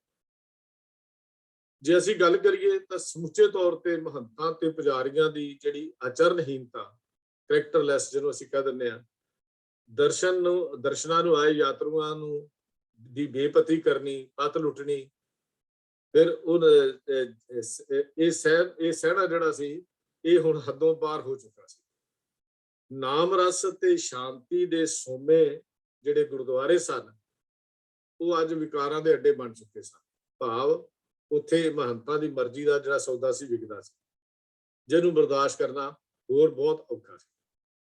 ਫਿਰ ਮਹੰਤਾਂ ਤੇ ਪੁਜਾਰੀਆਂ ਗੁਰਦੁਆਰਿਆਂ ਦੇ ਨਾਲ ਜਿਹੜੀਆਂ ਸੰਬੰਧਿਤ ਜ਼ਗੀਰਾਂ ਤੇ ਜਾਇਦਾਦਾਂ ਸਨ ਉਹਨਾਂ ਨੂੰ ਆਪਣੀ ਇੰਡੀਵਿਜੂਅਲ ਵਿਰਾਸਤ ਸਮਝਦੇ ਸਨ। ਕਈ ਥਾਂ ਤਾਂ ਉਹਨਾਂ ਨੇ ਇਹਦੀ ਮਲਕੀਅਤ ਵੀ ਕਾਗਜ਼ਾਂ ਦੇ ਵਿੱਚ ਜਾ ਕੇ ਇਹ ਆਪਣੇ ਨਾਂ ਤੇ ਕਰਵਾ ਲਈ ਸੀ, ਪਰ ਕਈਆਂ ਨੇ ਗੁਰਦੁਆਰੇ ਦੀਆਂ ਜਾਇਦਾਦਾਂ ਦਾ ਕੁਝ ਹਿੱਸਾ ਵੇਚ ਵੱਟ ਕੇ ਖਾ ਵੀ ਲਿਆ ਸੀ, ਤੇ ਕਈਆਂ ਨੇ ਉਸ ਆਮਦਨ ਤੋਂ ਗੁਰਦੁਆਰਿਆਂ ਦੀ ਹੁੰਦੀ ਜਿਹੜੀ ਰੋਜ਼ ਦੀ ਆਮਦਨ ਸੀ ਆਪਣੀਆਂ ਇੰਡੀਵਿਜੂਅਲ ਜਾਇਦਾਦਾਂ ਵੀ ਖਰੀਦ ਲਈਆਂ ਸਨ, ਪ੍ਰੋਪਰਟੀਆਂ ਵੀ ਆਪਣੀਆਂ ਬਣਾ ਲਈਆਂ ਸਨ, ਤੇ ਆਪਣੇ ਪੁੱਤ ਪੋਤਰਿਆਂ ਦੇ ਨਾਮ ਦੇ ਉੱਤੇ ਜਿਹੜੀਆਂ ਉਹਨਾਂ ਨੇ ਲਵਾ ਦਿੱਤੀਆਂ ਸੀ। ਗੁਰਦੁਆਰਾ ਸੁਧਾਰ ਲਹਿਰ ਕਿਉਂ ਜਨਮ ਲਿਆ, ਮੈਂ ਸਿਰਫ ਉਹਦੇ ਥੋੜੇ ਜਿਹੇ ਕਾਰਨ ਆਪ ਜੀ ਨਾਲ ਸਾਂਝੇ ਕਰ ਰਿਹਾ ਹਾਂ। ਜੋ ਜ਼ਮੀਨ ਜਾਇਦਾਦ ਗੁਰੂ ਕੇ ਲੰਗਰ ਲਈ ਗੁਰਦੁਆਰੇ ਦੇ ਨਾਮ ਲਗਾਈ ਸੀ, ਹੌਲੀ ਹੌਲੀ ਉਹ ਪੁਸ਼ਤਾਂ ਅੰਦਰ ਮਹੰਤਾਂ ਤੇ ਪੁਜਾਰੀਆਂ ਤੇ ਉਹਨਾਂ ਦੇ ਗੁਰ ਭਾਈਆਂ ਤੇ ਚੇਲਿਆਂ ਨੇ ਆਪੋ ਵਿੱਚ ਵੰਡ ਕੇ ਆਪਣੇ ਕਬਜ਼ੇ ਬਣਾ ਲਏ ਸੀ। ਜ਼ਮੀਨਾਂ ਜਾਇਦਾਦਾਂ ਵੀ ਆਪੋ ਵਿੱਚ ਵੰਡ ਕੇ ਉਹਦੇ ਤੇ ਆਪਣੇ ਕਬਜ਼ੇ ਜਿਹੜੇ ਸੀ ਉਹ ਬਣਾ ਲਏ ਸੀ। ਉਦਾਹਰਨ ਦੇ ਤੌਰ ਤੇ ਨਨਕਾਣਾ ਸਾਹਿਬ ਜੀ ਦੀ ਕਈ ਹਜ਼ਾਰ ਘੁਮਾਵਾਂ ਦੀ ਜ਼ਮੀਨ ਦੇ ਮਾਲਕ ਇਕੱਲਾ ਨਰਾਇਣ ਦਾਸ ਹੀ ਨਹੀਂ ਸੀ, ਇਕੱਲਾ ਮਹੰਤ ਨਰਾਇਣ ਦਾਸ ਨਹੀਂ ਸੀ। ਉਸ ਤੋਂ ਬਿਨਾ ਬਾਬਾ ਸਾਹਿਬ ਦਾਸ, ਲਾਭਦਾਸ, ਗੰਗਾ ਰਾਮ, ਆਤਮਾ ਰਾਮ, ਅਤਰਦਾਸ, ਕਿੰਨੇ ਹੋਰ ਮਾਲਕਾਂ ਦੇ ਨਾਲ ਜ਼ਮੀਨ ਜਿਹੜੀ ਸੀ ਇਹਨਾਂ ਨੇ ਆਪੋ ਵਿੱਚ ਵੰਡ ਲਈ। ਇਸ ਤਰ੍ਹਾਂ ਗੁਰਦੁਆਰਾ ਮਾਲ ਜੀ ਤੇ ਕਿਆਰਾ ਸਾਹਿਬ ਦੀਆਂ ਜ਼ਮੀਨਾਂ ਦੇ ਵੀ ਕਈ ਮਾਲਕ ਜਿਹੜੇ ਹਨ ਉਹ ਬਣ ਗਏ ਸਨ। ਇਕੱਲੇ ਗੁਰਦੁਆਰਾ ਬਾਲ ਲੀਲਾ ਦੇ ਇੱਕ ਮਹੰਤ ਤੇ 37 ਹੋਰ ਮਾਲਕ ਜਿਹੜੇ ਬਣੇ ਹੋਏ ਸਨ, ਜਿਨ੍ਹਾਂ ਨੇ ਆਪੋ ਵਿੱਚ ਸਾਰੀ ਜਾਇਦਾਦ ਦੇ ਨੂੰ ਆਪੋ ਵਿੱਚ ਵੰਡ ਕੇ ਛੋਟੇ ਛੋਟੇ ਟੁਕੜਿਆਂ ਦੇ ਵਿੱਚ ਕਰ ਦਿੱਤਾ ਸੀ। ਫਿਰ ਇਹ ਲੋਕ ਜਿਹੜੇ ਸਨ ਇਹ ਨਿਰੇ ਜ਼ਮੀਨਾਂ ਦੀ ਆਮਦਨ ਨਹੀਂ ਸੀ ਖਾ ਰਹੇ ਜਾਂ ਉਡਾ ਨਹੀਂ ਸੀ ਰਹੇ ਪੈਸਾ, ਬਲਕਿ ਇਹਨਾਂ ਦੇ ਹੱਥੋਂ ਕਈ ਜ਼ਮੀਨਾਂ ਦੇ ਟੁਕੜੇ ਮਾਮੂਲੀ ਪੈਸੇ ਤਾਰ ਕੇ ਜਾਂ ਕਿਸੇ ਹੋਰ ਬਹਾਨੇ ਤੇ ਉੱਤੇ ਲੋਕਾਂ ਕੋਲੋਂ ਵੀ ਇਹ ਲੈ ਕੇ ਇਹ ਆਪਣੀ ਜਾਇਦਾਦ ਵਿੱਚ ਵਾਧਾ ਕਰੀ ਜਾਂਦੇ ਸਨ। ਉਦਾਹਰਨ ਦੇ ਤੌਰ ਤੇ ਗੁਰਦੁਆਰਾ ਮਾਲ ਸਾਹਿਬ ਦਾ 225 ਏਕੜ ਦਾ ਰਕਬਾ ਸਰਦਾਰ ਬਲਾਕਾ ਸਿੰਘ ਭੰਬੇ ਨੇ ਚਾਹ ਖਿਪਵਾਲੀ ਦੀ ਮੁਹੰਮਦੇ ਵਸੀਰ ਨੇ, ਮੈਂ ਲਫ਼ਜ਼ ਉਹੀ ਵਰਤਣਾ ਜਿਹੜੇ ਉਹਦੇ ਵਿੱਚ ਲਿਖੇ ਹੋਏ ਹਨ, ਮੁਹੰਮਦੇ ਵਸੀਰ ਨੇ ਵਾੜਾ ਤਰਖਾਨ ਸਰਦਾਰਾਂ ਨੇ ਅਤੇ 1500 ਕਮਾਵਾਂ ਦਾ ਪੈੜੇਵਾਲੀ ਦਾ ਸਾਲਮ ਪਿੰਡ ਮੁਸਲਮਾਨ ਵਾਕਾ ਨੇ ਸਾਂਭ ਲਿਆ ਹੋਇਆ ਸੀ। ਜੋ ਉਹਦੇ ਲਫ਼ਜ਼ ਵਰਤੇ, ਮੈਂ ਸਿਰਫ ਔਖੇ ਲਫ਼ਜ਼ ਨੇ, ਇਸ ਵਾਸਤੇ ਉਹੀ ਲਫ਼ਜ਼ ਵਰਤੇ ਹਨ ਜਿਹੜੇ ਲਫ਼ਜ਼ ਕਿਤਾਬ ਦੇ ਵਿੱਚੋਂ ਸਾਨੂੰ ਲਿਖੇ ਹੋਏ ਉੱਥੋਂ ਮਿਲਦੇ ਹਨ, ਗੁਰਦੁਆਰਾ ਸੁਧਾਰ ਲਹਿਰ ਦੀਆਂ ਕਿਤਾਬਾਂ ਦੇ ਵਿੱਚੋਂ। ਉਹ ਜਿਹੜੇ ਉਹਨਾਂ ਮਹੰਤਾਂ ਦੇ ਕੋਲ ਗਏ ਹੋਏ ਇਹ ਜ਼ਮੀਨਾਂ ਕਦੀ ਵੀ ਮੁੜ ਕੇ ਗੁਰਦੁਆਰੇ ਦੀ ਮਲਕੀਅਤ ਨਹੀਂ ਬਣ ਸਕਦੀ, ਅੱਜ ਵੀ ਨਹੀਂ ਬਣ ਸਕਦੀ। ਇਸ ਤੋਂ ਇਲਾਵਾ ਨਨਕਾਣਾ ਸਾਹਿਬ ਸ਼ਹਿਰ ਦੇ ਲੱਖਾਂ ਰੁਪਏ ਦੀ ਜਾਇਦਾਦ ਜਿਹਨੂੰ ਮਹੰਤ ਦੇ ਚੇਲਿਆਂ ਨੇ ਕਈ ਤਰ੍ਹਾਂ ਵੇਚ ਵਟ ਕੇ ਖਾ ਲਈ ਸੀ, ਉਹਦਾ ਵੀ ਕੋਈ ਹਿਸਾਬ ਸਾਨੂੰ ਨਹੀਂ ਮਿਲਿਆ। ਇਹ ਦੇਸ਼ ਭਰ ਦੇ ਹੋਰ ਗੁਰਦੁਆਰਿਆਂ ਦਾ ਇਤਿਹਾਸ ਜਿਹੜਾ ਵੀ ਇਹਦੇ ਨਾਲ ਮਿਲਦਾ ਜੁਲਦਾ ਹੈ। ਮੈਂ ਸਿਰਫ ਛੋਟੀ ਜਿਹੀ ਗੱਲ ਆਪ ਜੀ ਨੂੰ ਇਹ ਸਾਹਮਣੇ ਲੈ ਕੇ ਆਂਦੀ। ਹੁਣ ਹੈ ਮਹੰਤ ਨਰਾਇਣ ਦਾਸ ਦੀ ਕਹਾਣੀ ਸਾਰੀ। ਥੋੜਾ ਜਿਹਾ ਇਸ ਤੋਂ ਹੋਰ ਆਪਾਂ ਪਿੱਛੇ ਚੱਲੀਏ। ਇਸ ਤੋਂ ਇਲਾਵਾ ਕੀ ਹੁੰਦਾ ਹੈ, ਘਰੋਗੀ ਵੰਡੀਆਂ ਤੇ ਲੁੱਟ ਖਸੁੱਟ ਤੋਂ ਇਲਾਵਾ ਜਮਾਇਤੀ ਤੌਰ ਤੇ ਇਕੱਠੇ ਹੋ ਕੇ ਇਹਨਾਂ ਜਾਇਦਾਦਾਂ ਨੂੰ ਹੜੱਪਣ ਕਰਨ ਦੇ ਕਈ ਸਾਧਨ ਇਹਨਾਂ ਨੇ ਬਣਾ ਲਏ। ਸਿੰਘ ਸਭਾ ਲਹਿਰ ਦੀ ਜਾਗਰਤੀ ਨੇ ਮਹੰਤਾਂ ਤੇ ਪੁਜਾਰੀ ਸ਼੍ਰੇਣੀ ਨੂੰ ਚੁਕੰਨੇ ਤਾਂ ਪਹਿਲਾਂ ਹੀ ਕਰ ਦਿੱਤਾ ਸੀ। ਉਹਨਾਂ ਨੂੰ ਵੀ ਪਤਾ ਸੀ ਕਿ ਇਹ ਸਿੰਘ ਸਭਾ ਲਹਿਰ ਵਾਲੇ ਜਿਹੜੇ ਸਿੰਘ ਸਭਾਈਏ ਹਨ ਇਹ ਸਾਡੇ ਖਿਲਾਫ ਹਨ ਤੇ ਕੁਝ ਨਾ ਕੁਝ ਜਿਹੜਾ ਪ੍ਰੋਗਰਾਮ ਜਿਹੜਾ ਹੋਏਗਾ। ਇਹਨਾਂ ਨੇ ਆਪਣੀ ਸ਼੍ਰੇਣੀ ਦੇ ਮੰਡਲ ਅਖਾੜੇ ਕਾਇਮ ਕਰਕੇ ਉਹਨਾਂ ਦੀ ਸ਼ਰਨ ਲੈਣ ਦੇ ਉਪਰਾਲੇ ਹੀ ਨਹੀਂ ਸਨ ਕੀਤੇ, ਸਗੋਂ ਗੈਰ ਸਿੱਖ ਪ੍ਰੈਸ ਤੇ ਜਿਹੜੀਆਂ ਗੈਰ ਸਿੱਖ ਸੰਸਥਾਵਾਂ ਦੀ ਸਹਾਇਤਾ ਲੈਣ ਤੋਂ ਬਿਨਾਂ ਸੰਕੋਚ ਨਹੀਂ ਕੀਤਾ ਮਹੰਤਾਂ ਨੇ। ਉਹ ਜਿਹੜੀ ਗੈਰ ਸਿੱਖ ਸੰਸਥਾਵਾਂ ਸੀ ਜਾਂ ਗੈਰ ਸਿੱਖ ਪ੍ਰੈਸ, ਅੱਜ ਵੀ ਜਿਹੜੀ ਪ੍ਰੈਸਾਂ ਦਾ ਰੋਲ ਬਹੁਤ ਜ਼ਿਆਦਾ ਹੈ, ਉਹ ਗੈਰ ਸਿੱਖ ਪ੍ਰੈਸਾਂ ਅੱਜ ਵੀ ਸਿੱਖਾਂ ਦੇ ਖਿਲਾਫ ਹਮੇਸ਼ਾ ਹੀ ਜ਼ਹਿਰ ਉਗਲਦੀਆਂ ਰਹਿੰਦੀਆਂ ਹਨ। ਸਿਧਾਂਤਕ ਸਿੱਖ ਨੂੰ ਹਮੇਸ਼ਾ ਹੀ ਵਿਰੋਧ ਦਾ ਸਾਹਮਣਾ ਹਮੇਸ਼ਾ ਹੀ ਕਰਨਾ ਪਿਆ ਔਰ ਕਰਨਾ ਪਏਗਾ ਵੀ, ਕਿਉਂਕਿ ਸੱਚ ਦੇ ਵਿਰੋਧ ਹਮੇਸ਼ਾ ਹੋਏਗਾ। ਸੱਚ ਨੂੰ ਬਰਦਾਸ਼ਤ ਕਰਨਾ ਸੌਖੀ ਗੱਲ ਨਹੀਂ ਹੁੰਦੀ, ਸੱਚ ਨੂੰ ਸਹਿਣਾ ਬੜਾ ਔਖੀ ਬਾਤ ਹੈ ਔਰ ਸੱਚ ਨੂੰ ਬਰਦਾਸ਼ਤ ਕਰਨਾ ਉਸ ਤੋਂ ਵੀ ਔਖਾ ਹੈ। ਇਹਨਾਂ ਨੇ ਕੇਵਲ ਸਹਾਇਤਾ ਨਹੀਂ ਲਈ, ਸਗੋਂ ਆਪਣੇ ਆਪ ਤੇ ਆਪਣੇ ਪ੍ਰਬੰਧ ਹੇਠਲੇ ਜਿਹੜੇ ਗੁਰਦੁਆਰੇ ਸਨ ਉਹਨਾਂ ਦੀਆਂ ਜਾਇਦਾਦਾਂ ਉਹਨਾਂ ਨੂੰ ਸੌਂਪਣ ਦੇ ਯਤਨ ਵੀ ਜਿਹੜੇ ਸੀ ਕਰ ਦਿੱਤੇ। ਉਸ ਸਮੇਂ ਦਾ ਇੱਕ ਮਸ਼ਹੂਰ ਸਮਾਜੀ ਉਰਦੂ ਅਖਬਾਰ ਬੰਦੇ ਮਾਤਰਮ ਲਾਲਾ ਲਾਜਪਤ ਰਾਏ ਦੀ ਸਰਪ੍ਰਸਤੀ ਹੇਠ ਲਾਹੌਰ ਤੋਂ ਛਪਦਾ ਸੀ।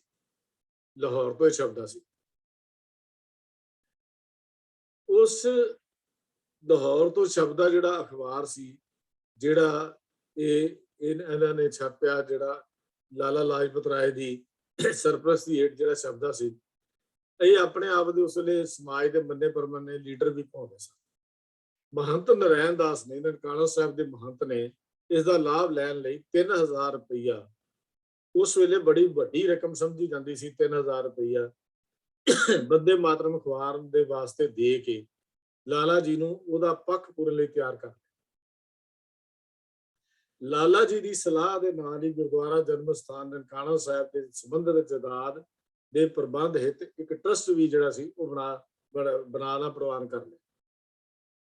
ਸਾਰੀ ਗੱਲਬਾਤ ਸੈਟਲ ਹੋਣ ਤੇ ਤੈਅ ਹੋਣ ਤੋਂ ਮਹੰਤ ਨੇ ਪੁੱਛਿਆ, ਲਾਲਾ ਜੀ ਅਗਰ ਅਕਾਲੀ ਜਨਮ ਸਥਾਨ ਦਾ ਕਬਜ਼ਾ ਖੋਹਣ ਆਪੇ ਤਾਂ ਉਹਨਾਂ ਨਾਲ ਕੌਣ ਨਿਬੜੇਗਾ?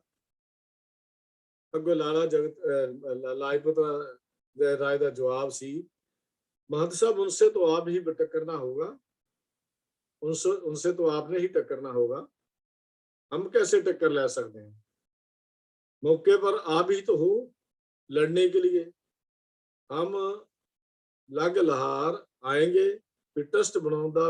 अगों महंत ने फिर कहता फिर ट्रस्ट बनाउंदा मैनू की लाभ होया, जे मैं ही लड़ना है तो फिर जदाद ट्रस्ट दे ना कराउंदा मैनू लाभ की है, फिर मैनू जाति तो माड़ी है, फिर जे मैं ही लड़ना है तो मैं क्यों इज्जत तुहानू देंगा। तो ये इन्नी डिटेल जानना मेरा मतलब सिर्फ इन्ना है कि गुरुद्वारियां दे महंत ते पुजारी किन्ने डिग चुके सन, किन्ने नीवें अखलाक तक जा चुके सन कि उन्होंने अज हालात कुछ मिलते जुलते हैं। अज भी गुरुद्वारियां दे जिहड़े प्रबंधक ने तुसीं देखोगे सरकारी दरबारे बड़ी बना के रख, तां ही गुरुद्वारियां दे विच हर समागम दे उत्ते कदी डीसी नूं बुला लिया जाता है, कदी SSP नूं बुलाया जाता है, कदी मंत्री बुला लए जाते हैं ते कदी वो बंदे बुलाए जाते हैं जिन्हां दा किरदार सिੱਖੀ सिद्धांतां नाल मेल ही नहीं खाता, और ਉਹ ਗੱਲਾਂ ਕਰਕੇ ਜਾਂਦੇ ਆ ਜਿਹੜੇ ਸਿੱਖੀ ਸਿਧਾਂਤਾਂ ਦੀਆਂ ਧੱਜੀਆਂ ਉਡਾ ਦਿੰਦੇ ਆ। ਉਹਦਾ ਕਾਰਨ ਕੀ ਹੈ ਵੀ ਪ੍ਰਬੰਧਕ ਸ਼੍ਰੇਣੀ ਜਿਹੜੀ ਹੈ ਉਹ ਆਪਣੇ ਸੰਬੰਧ ਬਣਾਉਣਾ ਚਾਹੁੰਦੀ ਹੈ, ਰਿਲੇਸ਼ਨ ਬਣਾ ਕੇ ਰੱਖਣਾ ਚਾਹੁੰਦੀ ਹੈ। ਮੈਂ ਇੱਥੇ ਆ ਕੇ ਵੀ ਦੇਖਿਆ, ਖਾਸ ਕਰਕੇ ਨਿਊਯਾਰਕ ਦੇ ਕੁਝ ਗੁਰਦੁਆਰਿਆਂ ਦੇ ਵਿੱਚ ਵੀ ਉੱਥੇ ਵੀ ਸਰਕਾਰੀ ਦਰਬਾਰ ਵਾਲੇ ਬੰਦੇ ਅਕਸਰ ਆਉਂਦੇ ਰਹਿੰਦੇ। ਕਾਰਨ ਕੀ ਹੈ ਕਿ ਉਹਨਾਂ ਨੇ ਵੀ ਆਪਣੇ ਨਿੱਜੀ ਹਿੱਤਾਂ ਦੇ ਲਈ, ਲਾਹਾ ਲੈਣ ਦੇ ਲਈ ਇਹ ਸਾਰਾ ਕੁਝ ਜਿਹੜਾ ਕੀਤਾ। ਇਸ ਤੋਂ ਅੱਗੇ ਚਲੀਏ, ਕਈ ਥਾਈਂ ਸ੍ਰੀ ਗੁਰੂ ਗ੍ਰੰਥ ਸਾਹਿਬ ਜੀ ਦੇ ਸਰੂਪਾਂ ਨੂੰ ਪ੍ਰਕਾਸ਼ ਜਿਹੜੇ ਚੁੱਕ ਕੇ ਉਹਨਾਂ ਸਥਾਨਾਂ ਨੂੰ ਮੂਰਤੀ ਮੰਦਰ ਅਤੇ ਠਾਕਰ ਦੁਆਰਿਆਂ ਦੇ ਵਿੱਚ ਬਦਲ ਦਿੱਤਾ ਗਿਆ ਸੀ। ਮਹੰਤਾਂ ਦੀ ਰਿਹਾਇਸ਼ ਸਥਾਨ ਜਿਹੜੇ ਸੀ ਉਹ ਰਹਿੰਦੇ ਥਾਂ ਜਿਹੜੇ ਬਣਾ ਲਏ। ਗੁਰਦੁਆਰੇ ਦੇ ਮਹੰਤ ਨੇ ਆਪਣੀ ਪੋਜੀਸ਼ਨ ਮਜ਼ਬੂਤ ਕਰਨ ਦੇ ਲਈ ਬੜੇ ਸ਼ਸਤਰ ਵੀ ਜਿਹੜੇ ਸੀ ਉਹ ਇਕੱਠੇ ਕਰ, ਵੈਪਨ ਜਿਹੜੇ ਸੀ ਉਹ ਇਕੱਠੇ ਤੇ ਗੁੰਡੇ ਬਦਮਾਸ਼ਾਂ ਦਾ ਟੋਲੇ ਜਿਹੜੇ ਸਨ ਉਹਨਾਂ ਨੂੰ ਵੀ ਆਪਣੇ ਨਾਲ ਲਾ। ਕਈ ਥਾਂ ਤਾਂ ਉਹਨਾਂ ਨੇ ਆਪਣੇ ਤਨਖਾਹਾਂ ਦੇ ਕੇ ਵੀ ਇਹ ਗੁੰਡਿਆਂ ਨੂੰ ਪਾਲਣਾ ਸ਼ੁਰੂ ਕਰ ਦਿੱਤਾ।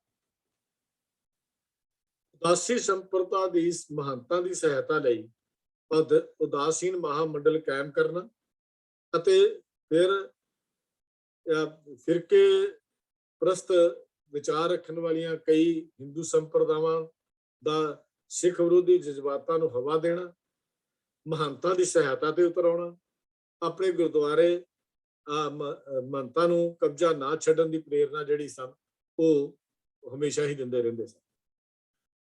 ਇਹਨਾਂ ਹਾਲਾਤਾਂ ਦੇ ਵਿੱਚ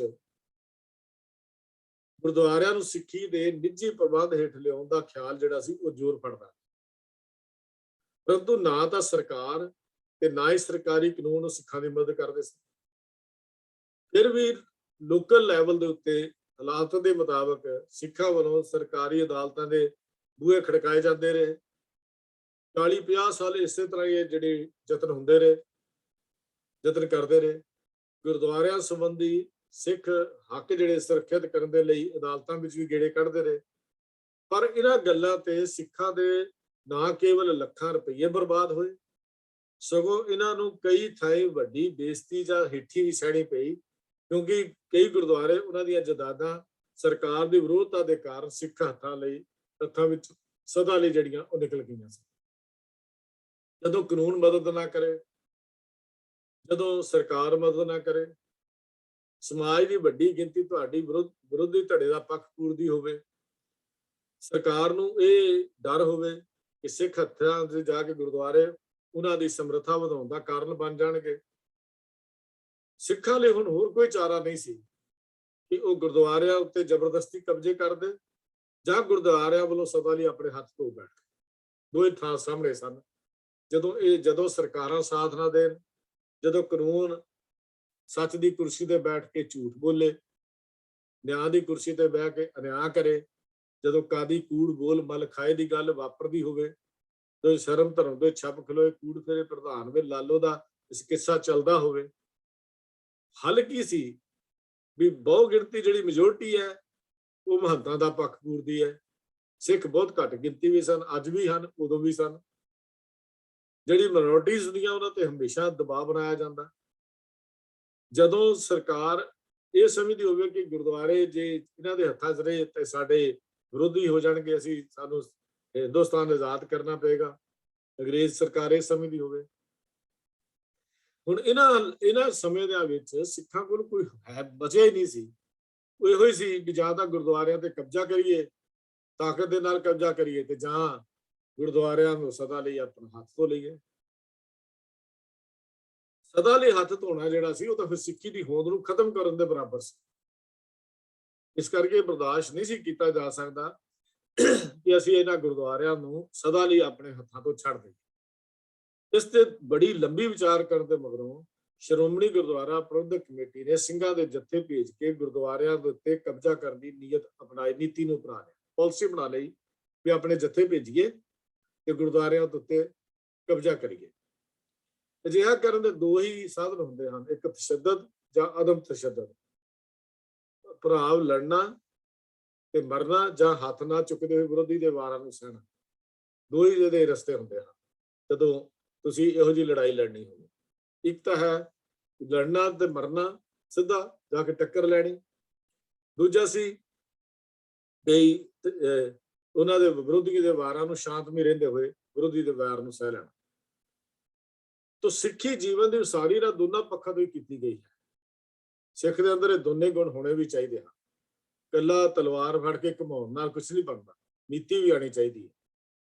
ਅੱਜ ਸਾਡੇ ਅੰਦਰ ਨੀਤੀ ਦੀ ਕਮੀ ਹੈ, ਜਿਸ ਕਰਕੇ ਅਸੀਂ ਮਾਰ ਖਾਂਦੇ ਹਾਂ।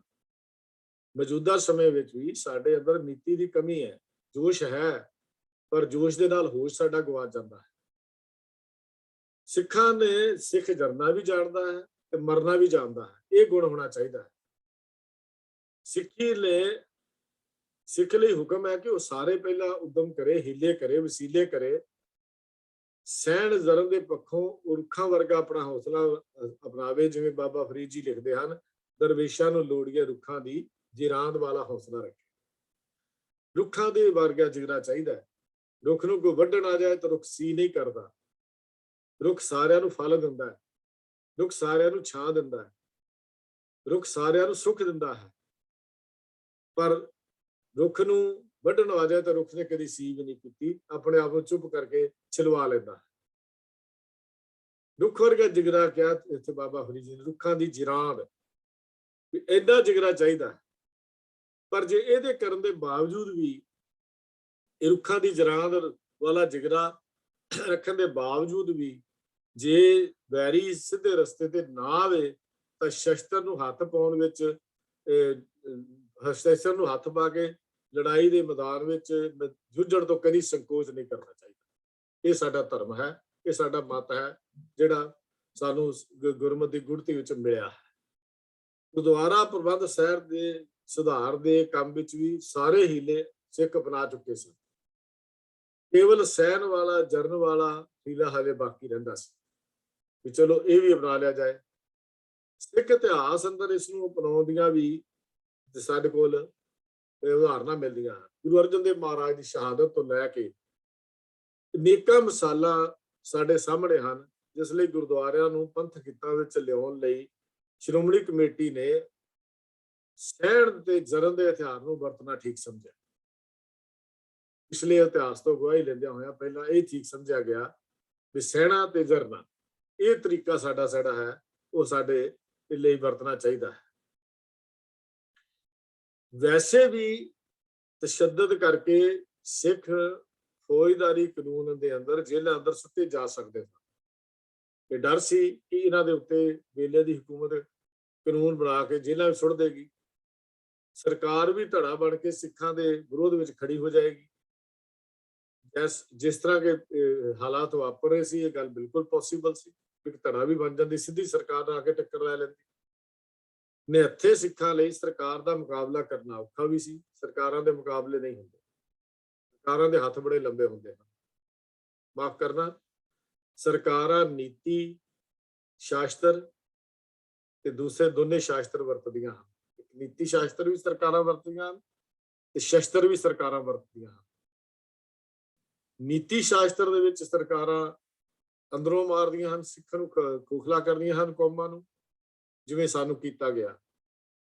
ਨੀਤੀ ਸ਼ਾਸਤਰ ਮੁਤਾਬਕ ਵੀ ਸਾਡੀਆਂ ਟਕਸਾਲਾਂ, ਸਾਡੇ ਗੁਰਦੁਆਰੇ ਸਾਡੇ ਤਖਤ ਨੀਤੀ ਸ਼ਾਸਤਰ ਨਾਲ ਹੀ ਆਪਣੀ ਸੋਚ ਦੇ ਕੇਂਦਰ ਬਣਾ ਦਿੱਤੇ। ਇਹ ਨੀਤੀ ਸ਼ਾਸਤਰ ਹੈ ਸਰਕਾਰਾਂ ਦਾ, ਤੇ ਨੀਤੀ ਸ਼ਾਸਤਰ ਜਿਹੜੀਆਂ ਸਰਕਾਰਾਂ ਜਿਹੜੀਆਂ ਜਦੋਂ ਵਰਤਦੀਆਂ ਹਨ, ਇਹ ਬੜਾ ਔਖਾ ਕੰਮ ਸੀ ਕਿ ਉਸ ਦੇ ਵਿੱਚ ਸਿੱਧੀ ਟੱਕਰ ਜਿਹੜੀ ਸੀ ਸਰਕਾਰ ਦੇ ਨਾਲ ਲਈ ਜਾ ਸਕੇ। ਤਾਂ ਸਿੱਖਾਂ ਨੇ ਫਿਰ ਸ਼ਾਂਤੀ ਦਾ ਰਸਤਾ ਜਿਹੜਾ ਸੀ, ਜਿਹਨੂੰ ਅਦਮ ਤਸ਼ੱਦਦ ਦਾ ਰਸਤਾ ਜਿਹੜਾ ਸੀ, ਉਹੀ ਠੀਕ ਸਮਝਿਆ ਵੀ ਅਸੀਂ ਇਸ ਰਸਤੇ ਤੇ ਚੱਲਾਂਗੇ। ਇਹਦੇ ਲਈ ਮਤੇ ਪਾਸ ਕੀਤੇ ਗਏ, ਜਿਸ ਨੂੰ ਸਿੱਖ ਕਾਂਗਰਸ ਦੀ ਵੀ ਹਮਦਰਦੀ ਸੀ। ਨੁਕਤਾ ਵੀ ਇਸ ਦੀ ਇਹਦੇ ਵਿੱਚ ਸਿਰਫ ਸਿੱਖਾਂ ਨੂੰ ਇਸ ਗੱਲ ਨੂੰ ਵਿਚਾਰਦਿਆਂ ਹੋਇਆ ਸ਼੍ਰੋਮਣੀ ਗੁਰਦੁਆਰਾ ਪ੍ਰਬੰਧਕ ਕਮੇਟੀ ਨੇ ਫੈਸਲਾ ਕੀਤਾ ਕਿ ਗੁਰਦੁਆਰਿਆਂ ਨੂੰ ਆਪਣੇ ਕਬਜ਼ੇ ਵਿੱਚ ਲੈਣ ਲਈ ਸਿੰਘਾਂ ਦੇ ਜੱਥੇ ਭੇਜੇ ਜਾਣ, ਪਰੰਤੂ ਜੇ ਮਹੰਤਾਂ ਵੱਲੋਂ ਮੁਕਾਬਲਾ ਹੋਵੇ ਤਾਂ ਬਿਨਾਂ ਅੱਗੋਂ ਹੱਥ ਉਠਾਉਣ ਦੇ ਉਹਨਾਂ ਵੱਲੋਂ ਹੋਏ ਵਾਰਾਂ ਨੂੰ ਸਹਿਣਾ ਅਤੇ ਅਜਿਹਾ ਕਰਦੇ ਹੋਏ ਭਾਵੇਂ ਸ਼ਹੀਦ ਵੀ ਹੋਣਾ ਪਵੇ ਆਪਣੀ ਥਾਂ ਦੇ ਉੱਤੇ ਡਟੇ ਰਹਿਣਾ। ਸਿੰਘਾਂ ਲਈ ਜਿਨ੍ਹਾਂ ਦੀ ਨਿੱਤ ਦੀ ਅਰਦਾਸ ਸੀ ਵੀ ਰਣ ਵਿੱਚ ਜੂਝਣ ਵਾਲੀ ਅੱਗੋਂ ਹੱਥ ਨਾ ਚੁੱਕਣ ਦਾ ਫੈਸਲਾ ਮੰਨਣਾ ਹੈ ਤਾਂ ਔਖਾ ਸੀ, ਪਰ ਸਿੰਘਾਂ ਨੇ ਜੋ ਕਰਕੇ ਦਿਖਾ ਦਿੱਤਾ। ਤਾਂ ਉਸ ਤੋਂ ਪ੍ਰਭਾਵਿਤ ਹੋ ਕੇ ਉਸ ਸਮੇਂ ਦੇ ਮੁਸਲਿਮ ਅਖਬਾਰ ਸਿਆਸਤ ਦੇ ਐਡੀਟਰ ਸੈयद ਹਬੀਬ ਨੇ ਆਪਣੇ ਪਰਚੇ ਵਿੱਚ ਇੱਕ ਗੱਲ ਲਿਖੀ ਸੀ, ਬਹਾਦਰੀ में वो जुटता है लेकिन नहीं है कुव्वते बर्दाश्त में खाली सिख। ਕਹਿੰਦੇ ਬਹਾਦਰੀ ਵਿੱਚ ਤਾਂ ਪੂਰੇ ਨੇ, ਪਰ ਬਰਦਾਸ਼ਤ ਕਰਨ ਦੇ ਮਾਮਲੇ ਵਿੱਚ ਉਹ ਖਾਲੀ ਨਹੀਂ ਹਨ, ਜਰਨ ਦੇ ਮਾਮਲੇ ਵਿੱਚ ਉਹ ਖਾਲੀ ਨਹੀਂ ਹਨ। ਉਹਨਾਂ ਨੂੰ ਜਰਨਾ ਵੀ ਆਉਂਦਾ ਤੇ ਲੜਨਾ ਵੀ ਆਉਂਦਾ, ਦੋਨੇ ਗੱਲਾਂ ਹੀ ਉਹਨਾਂ ਨੂੰ ਆਉਂਦੀਆਂ ਹਨ। ਇਹ ਗੱਲ ਵੀ ਉਹਨਾਂ ਨੇ ਲਿਖੀ। तो 28 ਨਵੰਬਰ 1920 ਨੂੰ ਸ਼੍ਰੋਮਣੀ ਕਮੇਟੀ ਨੂੰ ਦੇ ਇਸ ਫੈਸਲੇ ਤੋਂ ਮਿਲਣ ਤੋਂ ਬਾਅਦ ਉਹਨਾਂ ਨੂੰ ਇੱਕ ਖਬਰ ਮਿਲੀ ਕਿ ਗੁਰਦੁਆਰਾ ਪੰਜਾ ਸਾਹਿਬ ਦਾ ਮਹੰਤ ਮਿੱਠਾ ਸਿੰਘ ਮਰ ਗਿਆ ਹੈ। 28 ਨਵੰਬਰ 1920 ਨੂੰ ਇੱਕ ਜੱਥਾ ਭਾਈ ਕਰਤਾਰ ਸਿੰਘ ਝੱਬੜ ਦੀ ਜਥੇਦਾਰੀ ਹੇਠ ਪੰਜਾ ਸਾਹਿਬ ਨੂੰ ਧੂਰ ਦਿੱਤਾ ਗਿਆ, ਰਵਾਨਾ ਹੋ ਗਿਆ। ਰਸਤੇ ਵਿੱਚ ਗੁੱਜਰ ਖਾਨ ਤੇ ਰਾਵਲ ਪਿੰਡੀ ਤੋਂ ਕੁਝ ਸਿੰਘ ਵੀ ਉਸ ਜਥੇ ਦੇ ਨਾਲ ਜਿਹੜੇ ਸੀ ਉਹ ਜਾ ਕੇ ਮਿਲ ਗਏ। 19 ਤੇ 20 ਨਵੰਬਰ ਨੂੰ ਮਹੰਤ ਮਿੱਠਾ ਸਿੰਘ ਦੇ ਭਰਾ ਸੰਤ ਸਿੰਘ ਨਾਲ ਸਮਝੌਤੇ ਦੀ ਇੱਕ ਸੂਰਤ ਬਣਾਈ ਗਈ, ਪਰੰਤੂ ਹਸਨ ਵਦਾਲ ਦੇ ਜਿਹੜੇ ਹਿੰਦੂ ਮੁਖੀਆਂ ਨੇ ਸੰਤ ਸਿੰਘ ਨੂੰ ਫੈਸਲੇ ਤੋਂ ਮੁਕਰਨ ਤੇ ਮੁਕਰਾ ਦਿੱਤਾ। ਇਹ ਕਹਿ ਲਈਏ ਮੁਕਰਾ ਦਿੱਤਾ। ਫੈਸਲਾ ਹੋਇਆ ਮਹੰਤ ਦੇ ਭਰਾ ਨਾਲ, ਪਰ ਬਹੁ ਗਿਣਤੀ ਦੇ ਜਿਹੜੇ ਸੀ ਬ੍ਰਾਹਮਣੀ ਬਹੁ ਗਿਣਤੀ ਉਹਨਾਂ ਨੂੰ ਮੁਕਰਾ ਦਿੱਤਾ, ਜਿਸ ਤੇ ਸਿੰਘਾਂ ਨੇ ਗੁਰਦੁਆਰੇ ਤੇ ਕਬਜ਼ਾ ਕਰ ਲਿਆ ਤੇ ਸੰਤ ਸਿੰਘ ਨੂੰ ਉੱਥੋਂ ਕੱਢ ਦਿੱਤਾ। ਕਈ ਦਿਨ ਦੀ ਗੜਬੜ ਤੋਂ ਬਿਨਾਂ ਕਿਸੇ ਕੋਈ ਵਿਸ਼ੇਸ਼ ਘਟਨਾ ਇੱਥੇ ਨਹੀਂ ਵਾਪਰੀ। ਇਸ ਤੋਂ ਛੇਤੀ ਪਿੱਛੋਂ ਹੀ ਗੁਰਦੁਆਰਾ ਫਿਰ ਸੱਚਾ ਸੌਦਾ, ਗੁਰਦੁਆਰਾ ਮਹਾਰਾਣੀ ਨਕੈਨ, ਜ਼ਿਲ੍ਹਾ ਸ਼ੇਖੂਪੁਰ, ਇਹ ਕਈ ਗੁਰਦੁਆਰੇ ਜਿਹੜੇ ਸੀ ਹੌਲੀ ਹੌਲੀ ਕਰਕੇ ਸਿੱਖਾਂ ਨੇ ਆਪਣੇ ਕਬਜ਼ੇ ਦੇ ਵਿੱਚ ਲੈਣੇ ਸ਼ੁਰੂ ਕਰ ਦਿੱਤੇ। ਕਿਉਂਕਿ ਮੈਂ ਪਾਕਿਸਤਾਨ ਦਾ ਜੰਮਪਲ ਨਹੀਂ ਹਾਂ, ਮੈਨੂੰ ਗੁਰਦੁਆਰਿਆਂ ਦਾ ਬਹੁਤਾ ਜਾਣਕਾਰੀ ਨਹੀਂ ਹੈ। ਜਿਹੜੇ ਇਤਿਹਾਸ ਵਿੱਚ ਮੈਨੂੰ ਨਾਮ ਮਿਲਦੇ ਹਨ, ਮੈਂ ਸਿਰਫ ਉਹੀ ਆਪ ਜੀ ਦੇ ਨਾਲ ਸਾਂਝੇ ਕਰ ਰਿਹਾ। ਜਥਿਆਂ ਰਾਹੀਂ ਗੁਰਦੁਆਰਿਆਂ ਦੇ ਕਬਜ਼ੇ ਦੇ ਖਿਆਲ ਨੇ ਸਿੰਘਾਂ ਨੂੰ ਜਥੇਬੰਦ ਹੋਣ ਦੀ, ਆਰਗੇਨਾਈਜ਼ ਹੋਣ ਦੀ ਪ੍ਰੇਰਨਾ ਜਿਹੜੀ ਸੀ ਦੇ ਦਿੱਤੀ। ਸੈਂਟਰ ਮਾਝਾ ਖਾਲਸਾ ਦੀਵਾਨ ਨਾਮ ਦਾ ਜਥਾ ਤਾਂ ਪਹਿਲਾਂ ਹੀ ਬਣਿਆ ਹੋਇਆ ਸੀ, ਪਰ ਗੁਰਦੁਆਰਾ ਸੁਧਾਰ ਲਹਿਰ ਦੇ ਆਰੰਭ ਹੋਣ ਤੇ ਨਵੇਂ ਅਕਾਲੀ ਜਥੇ ਸੀ ਉਹ ਵੀ ਹੋਂਦ ਚ ਆ ਗਏ, ਜਿਹਦੇ ਵਿੱਚ ਬਾਰ ਖਾਲਸਾ ਦੀਵਾਨ, ਅਕਾਲੀ ਦਲ ਖਰਾ ਸੌਦਾ ਤੇ ਮਾਲਵਾ ਦੀਵਾਨ ਧੂਰੀ, ਇਹ ਜਿਹੜੇ ਸਨ ਇਹ ਸ਼ਾਮਲ ਹੋ। ਇਸ ਦੌਰਾਨ ਹੀ ਸ਼੍ਰੋਮਣੀ ਅਕਾਲੀ ਦਲ ਦੀ ਸਥਾਪਨਾ ਵੀ ਹੁੰਦੀ ਹੈ। ਗੁਰਦੁਆਰਾ ਪ੍ਰਬੰਧ ਸੁਧਾਰ ਲਹਿਰ, ਜਿਹਨੂੰ ਅਕਾਲੀ ਲਹਿਰ ਅਸੀਂ ਕਹਿੰਦੇ ਆ, ਸਾਰੇ ਪੰਥ ਵਿੱਚ ਇੱਕ ਜੋਸ਼ ਪੈਦਾ ਕਰ ਦਿੱਤਾ। ਹਜ਼ਾਰਾਂ ਸਿੱਖ ਜਿਹੜੇ ਸੀ ਸ਼੍ਰੋਮਣੀ ਗੁਰਦੁਆਰਾ ਪ੍ਰਬੰਧਕ ਕਮੇਟੀ ਦੇ ਆਰਡਰ ਦੇ ਮੰਨ ਕੇ ਹਰ ਤਰ੍ਹਾਂ ਦੀ ਕੁਰਬਾਨੀ ਤੇ ਖੇਚਲ ਚੱਲਣ ਲਈ ਤਿਆਰ ਹੋ। ਉਦੋਂ ਇੰਨੀ ਜਜ਼ਬਾ ਸੀ ਸਿੱਖਾਂ ਦੇ ਅੰਦਰ। ਇਹਨਾਂ ਪੰਥ ਸੇਵਾ ਤੇ ਧਰਮੀ ਸਿਪਾਹੀਆਂ ਨੂੰ ਜਥੇਬੰਦੀ ਕਰਨ ਦੀ ਲੋੜ ਰਹਿ ਗਈ ਸੀ। ਇੱਕ ਯੋਗ ਮਰਿਆਦਾ ਦੇ ਅੰਦਰ ਰਹਿ ਕੇ ਕੰਮ ਕਰ ਸਕੇ ਤਾਂ ਸ਼੍ਰੋਮਣੀ ਗੁਰਦੁਆਰਾ ਪ੍ਰਬੰਧਕ ਕਮੇਟੀ ਵਾਸਤੇ ਗੁਰਦੁਆਰਾ ਪ੍ਰਬੰਧ ਦੇ ਮਾਮਲੇ ਅਜੇ ਬਹੁਤ ਪਏ ਹੋਏ ਸਨ। ਪੰਥ ਨੂੰ ਅਜਿਹੀ ਜਥੇਬੰਦੀ ਕਰਨ ਦਾ ਕੋਈ ਸਮਾਂ ਉਹਦੇ ਕੋਲ, ਸ਼੍ਰੋਮਣੀ ਕਮੇਟੀ ਦੇ ਕੋਲ ਨਹੀਂ ਸੀ। ਇਸ ਕਰਕੇ ਸ਼੍ਰੋਮਣੀ ਕਮੇਟੀ ਦੀ ਸਹਾਇਤਾ ਲਈ ਤੇ ਉਹਦੇ ਫੈਸਲਿਆਂ ਹੁਕਮਾਂ ਨੂੰ ਲਾਗੂ ਕਰਵਾਉਣ ਲਈ ਜਾਂ ਵਰਤੋਂ ਵਿੱਚ ਲਿਆਉਣ ਲਈ ਉਹਨਾਂ ਅਨੁਸਾਰ ਕਾਰਵਾਈ ਕਰਾਉਣ ਲਈ ਇੱਕ ਵੱਖਰੀ ਜਥੇਬੰਦੀ ਬਣਾਉਣ ਦਾ ਫੈਸਲਾ ਕੀਤਾ ਗਿਆ। ਇਹ ਜਥੇਬੰਦੀ 14 ਦਸੰਬਰ ਸਨ 1920 ਨੂੰ ਕਾਇਮ ਹੋਈ। ਇਸ ਦਾ ਨਾਮ ਸ਼੍ਰੋਮਣੀ ਅਕਾਲੀ ਦਲ ਰੱਖਿਆ ਗਿਆ। ਸ਼੍ਰੋਮਣੀ ਅਕਾਲੀ ਦਲ ਰਾਜਨੀਤਿਕ ਪਾਰਟੀ ਨਹੀਂ ਸੀ। ਸ਼੍ਰੋਮਣੀ ਅਕਾਲੀ ਦਲ ਸ਼੍ਰੋਮਣੀ ਕਮੇਟੀ ਦੇ ਫੈਸਲਿਆਂ ਨੂੰ ਲਾਗੂ ਕਰਵਾਉਣ ਲਈ ਜਾਂ ਉਹਨਾਂ ਅਨੁਸਾਰ ਕਾਰਵਾਈ ਕਰਨ ਲਈ ਇੱਕ ਜਥੇਬੰਦੀ ਬਣਾਈ ਗਈ ਸੀ। ਪਰ ਸਮੇਂ ਦੇ ਮੁਤਾਬਕ ਸਮਾਂ ਗੇੜ ਖਾਂਦਾ ਗਿਆ। ਅੱਜ ਸ਼੍ਰੋਮਣੀ ਕਮੇਟੀ ਅਕਾਲੀ ਦਲ ਦੀ ਗੁਲਾਮ ਹੋ ਕੇ ਵਿਚਰ ਰਹੀ ਹੈ। ਅੱਜ ਅਕਾਲੀ ਦਲ ਸ਼੍ਰੋਮਣੀ ਕਮੇਟੀ ਦਾ ਗੁਲਾਮ ਹੋ ਕੇ ਨਹੀਂ ਚੱਲ ਜਾਂ ਉਹਦੇ ਅਧੀਨ ਹੋ ਕੇ ਕੰਮ ਨਹੀਂ ਕਰ, ਜਿਹਦੇ ਪ੍ਰਧਾਨ ਹੀ ਪਰਚੀਆਂ ਨਾਲ ਨਿਕਲਦੇ ਹੋਣ। ਸ਼੍ਰੋਮਣੀ ਕਮੇਟੀ ਦੇ ਪ੍ਰਧਾਨ ਵੀ ਅਕਾਲੀ ਦਲ ਦਾ ਪ੍ਰਧਾਨ ਆਪਣੀ ਪਰਚੀ ਨਾਲ ਕੱਢਦਾ ਹੋਵੇ, ਕੀ ਉਹ ਕਮੇਟੀ ਆਜ਼ਾਦਾਨਾ ਤੌਰ ਤੇ ਕੰਮ ਕਰ ਸਕਦੀ ਹੈ? ਬਿਲਕੁਲ ਨਹੀਂ ਕਰ ਸਕਦੀ। ਨਾ ਹੀ ਆਜ਼ਾਦਾਨਾ ਤੌਰ ਤੇ ਉਹ ਕੰਮ ਕਰ ਸਕਦੀ ਹੈ। ਬਣਾਇਆ ਇਸ ਕਰਕੇ ਗਿਆ ਸੀ ਅਕਾਲੀ ਦਲ ਕਿ ਇਹ ਸ਼੍ਰੋਮਣੀ ਕਮੇਟੀ ਦੇ ਫੈਸਲਿਆਂ ਨੂੰ ਭਾਵ ਧਰਮ ਪ੍ਰਚਾਰ ਦੀ ਲਹਿਰ ਨੂੰ ਤੇਜ਼ ਕਰਨ ਦੇ ਲਈ, ਸਿੱਖਾਂ ਨੂੰ ਸਿੱਖੀ ਵਿੱਚ ਮੋੜਨ ਦੇ ਲਈ, ਸਿੱਖਾਂ ਨੂੰ ਸਿੱਖੀ ਨਾਲ ਜੋੜਨ ਦੇ ਲਈ, ਸਿੱਖਾਂ ਨੂੰ ਸਿੱਖੀ ਦੇ ਸਿਧਾਂਤਾਂ ਤੋਂ ਜਾਣੂ ਕਰਾਉਣ ਲਈ, ਸਿੱਖਾਂ ਨੂੰ ਆਪਣੇ ਵਿਰਸੇ ਤੋਂ ਜਾਣੂ ਕਰਾਉਣ ਲਈ, ਸ਼੍ਰੋਮਣੀ ਕਮੇਟੀ ਦੇ ਫੈਸਲਿਆਂ ਨੂੰ ਲੋਕਾਂ ਤੱਕ ਪਹੁੰਚਾਉਣ ਦੇ ਲਈ ਇਹ ਅਕਾਲੀ ਦਲ 14 ਦਸੰਬਰ 1920 ਨੂੰ ਬਣਾਇਆ ਗਿਆ। ਇਹਦੀਆਂ ਸ਼ਾਖਾ ਫਿਰ ਅੱਗੇ ਹਰ ਜ਼ਿਲ੍ਹੇ, ਤਹਿਸੀਲ, ਥਾਣੇ ਵਿੱਚ ਜਿਹੜੀਆਂ ਸੀ ਉਹ ਕਾਇਮ ਕੀਤੀਆਂ ਗਈਆਂ। ਅੱਜ ਤਾਂ ਪਿੰਡ ਲੈਵਲ ਦੇ ਉੱਤੇ ਵੀ ਇਹਦੀਆਂ ਸ਼ਾਖਾ ਜਿਹੜੀਆਂ ਹਨ ਉਹ ਬਣੀਆਂ ਹੋਈਆਂ। ਇਸ ਜਥੇਬੰਦੀ ਨੇ ਵੀ ਕਮਾਲ ਦੇ ਕੰਮ ਕਰਕੇ ਦਿਖਾਏ। ਇਹ ਉਹ ਜਦੋਂ ਬਣਿਆ ਉਦੋਂ ਮਾੜੀ ਚੀਜ਼ ਕੋਈ ਨਹੀਂ ਹੁੰਦੀ। ਸ਼੍ਰੋਮਣੀ ਗੁਰਦੁਆਰਾ ਪ੍ਰਬੰਧਕ ਕਮੇਟੀ ਦੇ ਹੁਕਮਾਂ ਦੀ ਪਾਲਣਾ ਕਰਨ ਕਰਾਉਣ ਤੋਂ ਬਿਨਾਂ ਇਸਨੇ ਸਮਾਜ ਸੁਧਾਰ, ਗੁਰਮਤਿ ਪ੍ਰਚਾਰ ਦੇ ਖੇਤਰ ਵਿੱਚ ਬੜੇ ਸ਼ਾਨਦਾਰ ਕੰਮ ਕੀਤੇ ਹਨ। ਅਸੀਂ ਫਿਰ ਇੱਕ ਬੇਨਤੀ ਇੱਥੇ ਮੈਂ ਹੋਰ ਵੀ ਕਰਦਿਆਂ, ਅੱਜ ਜੋ ਹਾਲਾਤ ਬਣੇ ਪਏ ਹਨ, ਅੱਜ ਸ਼੍ਰੋਮਣੀ ਅਕਾਲੀ ਦਲ ਦੀ ਹੋਂਦ ਨੂੰ ਖਤਰਾ ਹੈ। ਸ਼੍ਰੋਮਣੀ ਅਕਾਲੀ ਦਲ ਦੀ ਹੋਂਦ ਨੂੰ ਖਤਰਾ ਪੈਦਾ ਹੋ ਗਿਆ। ਬੇਨਤੀ ਕਰਦੇ ਕਿ ਪਾਰਟੀ ਮਾੜੀ ਨਹੀਂ ਸੀ। ਪਾਰਟੀ ਨੂੰ ਚਲਾਉਣ ਵਾਲੇ ਜਦੋਂ ਮਾੜੇ ਆ ਜਾਂਦੇ ਹਨ, ਉਹਨਾਂ ਨੂੰ ਪਾਸੇ ਕਰਨ ਦੀ ਲੋੜ ਹੁੰਦੀ ਹੈ, ਨਾ ਕਿ ਪਾਰਟੀ ਨੂੰ ਖਤਮ ਕਰਨ ਦੀ ਲੋੜ ਹੁੰਦੀ ਹੈ। ਇਹ ਪਾਰਟੀ ਸਿੱਖਾਂ ਦੇ ਖੂਨ ਵਿੱਚੋਂ ਬਣੀ ਗਈ ਹੈ, ਸਿੱਖਾਂ ਦੇ ਲਹੂ ਨਾਲ ਸਿੰਜੀ ਗਈ। ਇਹਦੇ ਜਿਹੜੀ ਇਹਦੀ ਹੋਂਦ ਸੀ ਸਿੱਖਾਂ ਦੇ ਲਹੂ ਨਾਲ ਸਿੰਜੀ ਗਈ ਹੈ। ਸਾਨੂੰ ਅੱਜ ਕੋਈ ਯਤਨ ਇਹੋ ਜਿਹਾ ਕਰਨਾ ਚਾਹੀਦਾ ਹੈ ਵੀ ਇਸ ਪਾਰਟੀ ਨੂੰ ਉਹਨਾਂ ਬੰਦਿਆਂ ਦੇ ਹੱਥਾਂ ਚੋਂ ਆਜ਼ਾਦ ਕਰਾਇਆ ਜਾਵੇ, ਨਾ ਕਿ ਇਸ ਪਾਰਟੀ ਨੂੰ ਖਤਮ ਕਰਨ ਦੇ ਵਾਲੇ ਸਾਡੇ ਕਦਮ ਜਿਹੜੇ ਹਨ ਉਹ ਚੱਲੇ ਜਾਣ।